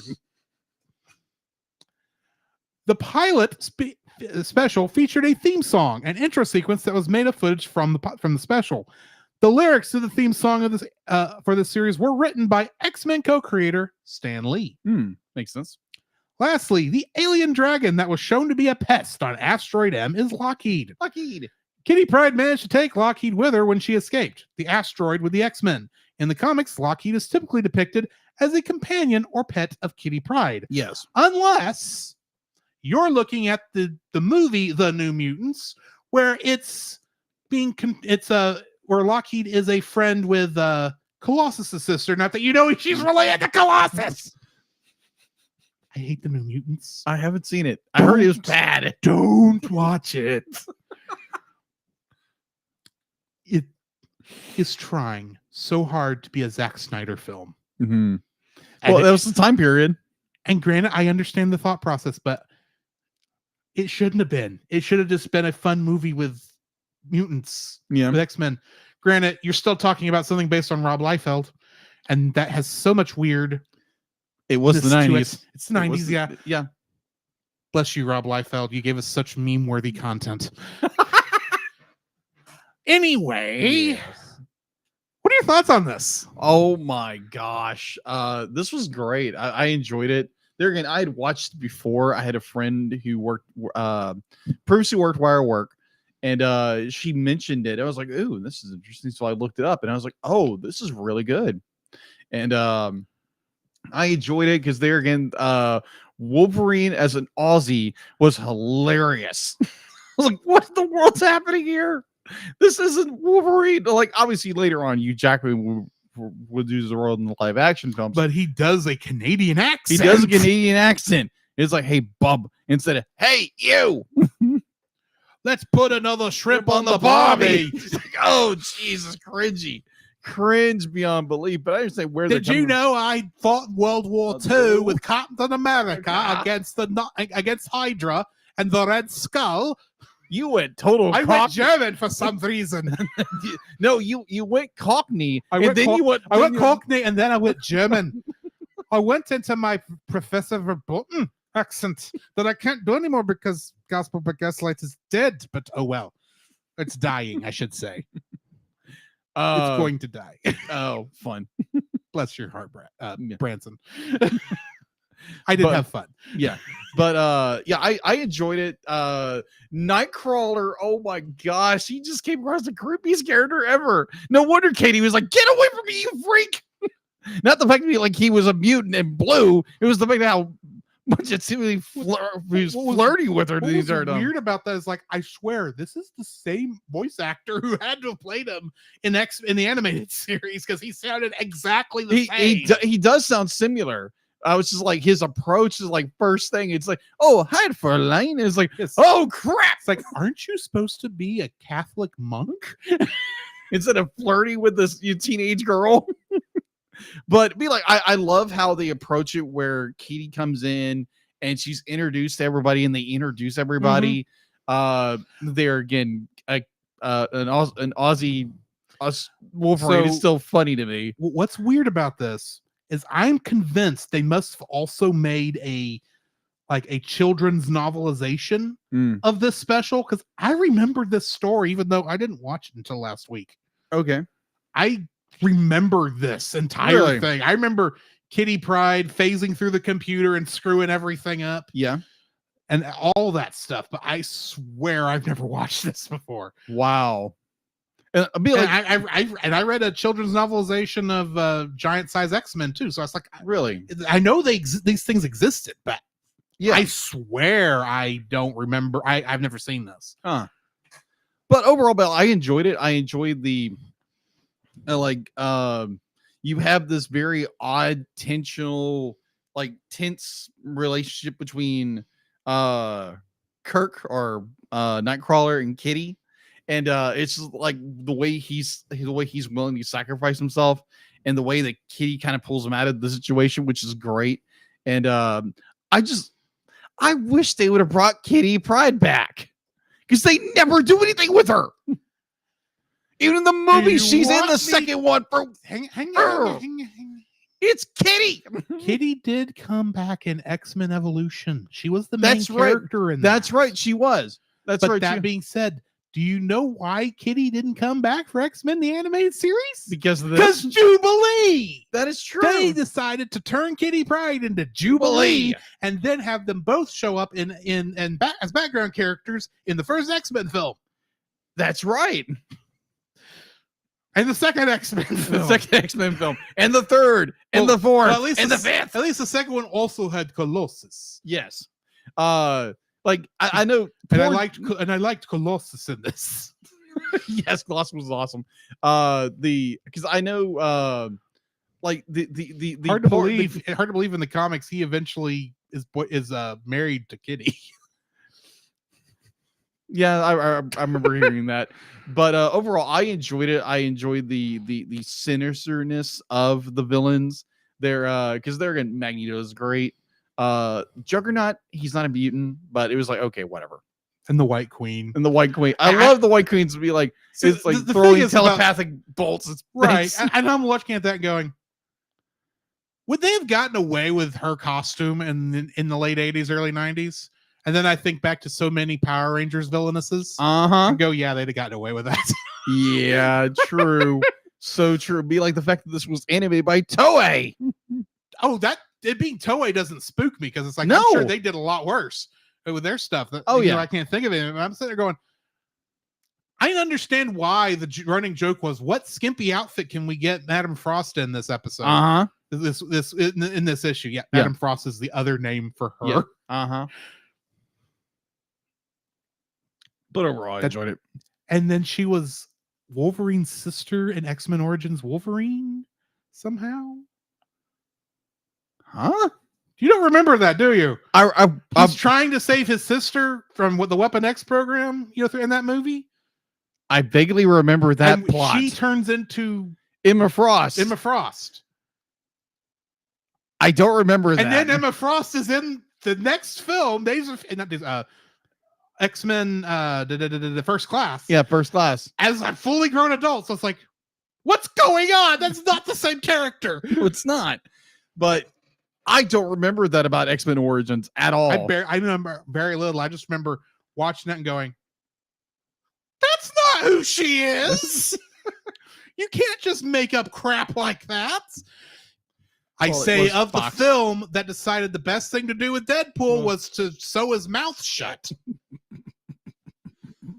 Ay, ay, ay, ay. I'm just saying, as much as I hate bone claws, that's not the worst thing to come out of this film. No. And we're not even talking about that one. Back to Pryde of the X-Men. Yeah, it's a great, wonderful little show. You can go watch it on YouTube. Because it still hasn't officially been released by Nobody. Disney Plus. Yeah. Well, that's the thing. My version that I watched said it was released by the Best Video Corporation. Yes, same here. And I love how it starts off with first a commercial for Spider-Man video games. Yes. And then it does And then a PSA to tell you to go vote. Yeah, from Who Spider-Man. was this video clip for? The kids are probably the ones people you're selling this to because it's an X-Men cartoon. Yes. And you're telling them to go register to vote? They can't. They're not 18. Oh my Oh, and then the Best Video Corp has such a 90s title card. Yes, it does. It does. Oh my gosh. But it is a piece of nostalgia to What If. Oh yes. And I enjoyed the mesa. I thought it was great. Highly recommend to anybody who is an X-Men fan or enjoyed X-Men the animated series to go watch this and have your fun with an Australian accent Wolverine.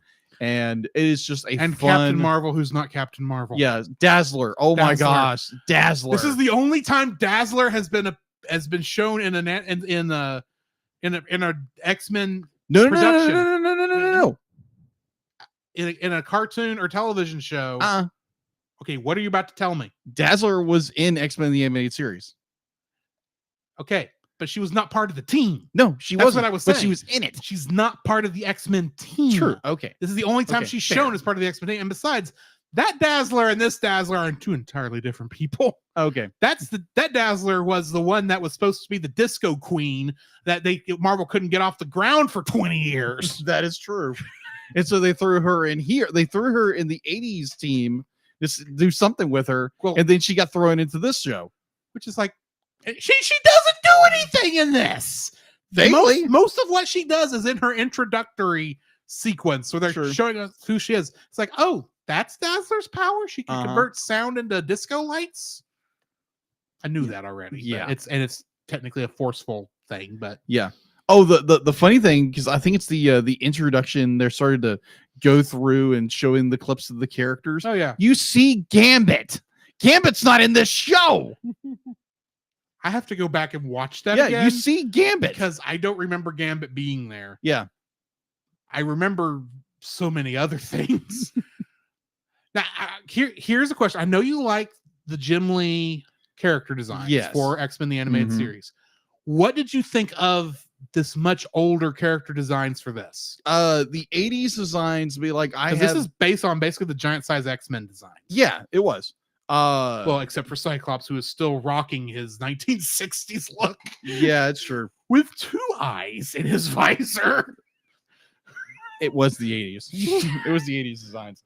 But I enjoyed it. The brown suited Wolverine with his Australian accent. Yes. I enjoyed it. Be like, it's okay. I first watched it. I was like, that's Wolverine. He's got a brown suit. It's like, oh yeah, he had a brown suit at one point. Yeah. But and he rocked it again in X-Men in the Wolverine in the X-Men. I mean, yeah, he did. Like everybody else was like, okay, and then you had Dazzler. It's like, okay, who's Dazzler? And then it's like, oh, this is who this character is. And yeah, it was like, okay, Kitty's cool. Then you realize, oh yeah, the dragon's Lockhart and Lockheed. And I know exactly what I'm gonna do for the next cover. Okay. Exactly, because it's gonna. I think I've got an idea. I've just got to find a lot of image references of Lockheed, and then find Arrietty, and then boom, Lockheed's gonna be eating Arrietty, isn't he? Or is Arrietty gonna be riding Lockheed? Exactly. While they're chasing down a crow. Or the cat. Maybe that too. Anyway. Yeah, this is fun. Go check it out. Yes, go watch it on YouTube somewhere. As much as I have loved watching through X-Men for the past year, because literally we are 1 month shy of a year on this. Can you believe that? Oh man. Oh my. I am so glad that we are finally moving on Yes. to something, well, maybe not as fun. Well, before we do that, I would say that we've had a very interesting run through X-Men because obviously season 1 was great, season 2, season 3 was amazing. You get season 4, which is okay. Season 4 it had the better ending. Yeah, and then you get season 5. Oh my gosh, I've never wanted to conclude a series in my life so quickly when we finished up X-Men season 5. It was only 5 of our episodes. Yeah, on Disney Plus. And it took so long. It feels like Beyond Good and Evil was so long ago, and it was just October. Yeah. Exactly. So yeah, it has been a lovely ride through nostalgia, through watching something that was both of our childhood. Yeah, and we now feel sufficiently prepped. Yeah, for X-Men 97 when it comes out next year. Yeah, at some point. I've heard early next year. Oh, okay, but we'll see. They haven't actually given a date. And now we're going into another series. Well, this is more of a you thing, though. Yeah. I agree. I need to watch this at some point. And all I can say is this is eventually going to lead to us reviewing a movie with a lot of orange juice. Yes. So we're not going to jump into that immediately after finishing Neon Genesis Evangelion. Yes. And I know we've mentioned to a bunch of our podcast friends are like, "Ooh, can I jump in at some point?" Really? Because all I've heard is, "Ooh, that's that all I can say is emotional damage." Yeah. So yeah. The thing is, though, is I actually do like this director and things I've seen of his. Yes. Since then. Like the Shin series of Tokusatsu films. Shin Godzilla, Shin Ultraman, and Shin Kamen Rider. But and I've tried in the past to watch Evangelion. Yeah. And I think I got 10 episodes in the last time I tried. But it's not something I immediately want to jump back into. So the only way I'm going to finish it is if we have to watch it for this. It's against my will. It's against my will. It's against my will. Really feels this way. You're welcome. For the 5 people who actually know what Rune Knight is. We should make that a shirt just because. Anyway, we could sell that to all the reformed people too. For those of you who don't know what we're talking about, y'all have fun looking at that, looking up reformed theology. Yeah. Anyway, join us next week, or not in 2 weeks. Yes, for the first 2 episodes of Neon Genesis Evangelion, along with Angel's Attack, and that's what I'm trying to get to because. It's Angel Attack and Unfamiliar Ceilings if you're going off of the English titles. Yes. I say that because when I made this list up, it gave me the English title, because there's both a Japanese title and an English title that were on all the title cards. Yes. And this gave me the translation for all of them. Oh, wow. Which is, in most cases, is not that different. Yeah. So I think for this until you get to like episode 12, and then it's like, those 2 things have nothing to do with each other. I'm not sure I got that right. Yeah. So we're going to do something a little different with this one because normally we'll do we'll do the English dub. And we are doing the English dub. But the thing is, there's 2 English dubs. You're watching the ADV version that you have on DVD. Actually, let's be more specific. You're watching the silver box, right? Yes, silver box. The Ultimate Edition? Yes. That has a different voice cast? Yes. Than the original ADV dub? Yes. I looked this up. I've been doing my research. I have the entire cast list for all of Evangelion lists on here because do you know how hard it was to find a place that I could easily research this on a weekly basis? And yeah, there is a original ADV dub. There's director's cut ADV dub, which is the one you're actually going to be looking at. Some of the actors are the same. Yeah. And then the Netflix dub, which I'm going to be actually talking about. So be ready to actually hear us say the same. It's going to take us a while to go through cast lists. That's all I'm going to say. Shinji getting a stupid robot. Yes. With your limited animation before you get in the robot. Yeah. Anyway, join us next week for those, along with, of course, or not next week, in 2 weeks, along with a much lighter movie to go along with it. Emmett Otter's Jug Band Christmas. Yes. And yeah, I don't know how to end that thought. Either way. In the meantime, this has been Drew. This is Jacob. And we'll catch you in the next frame.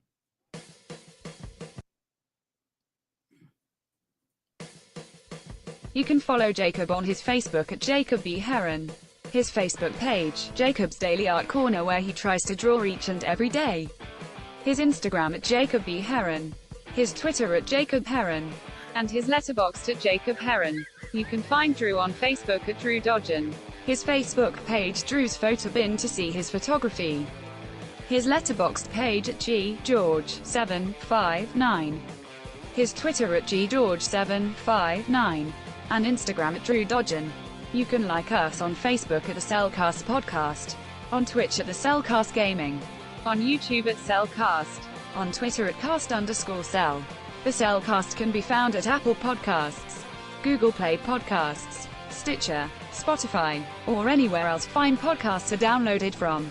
Please rate and review us where you found us, and also on Podchaser. Email us at thecellcastpodcast@gmail.com. The Cellcast is a proud member of both the Pop Americana and Culture Box media networks. For more information, please see the link in the description. Our theme song is Drop and Roll by Silent Partner. And remember, that's Cell with a single L.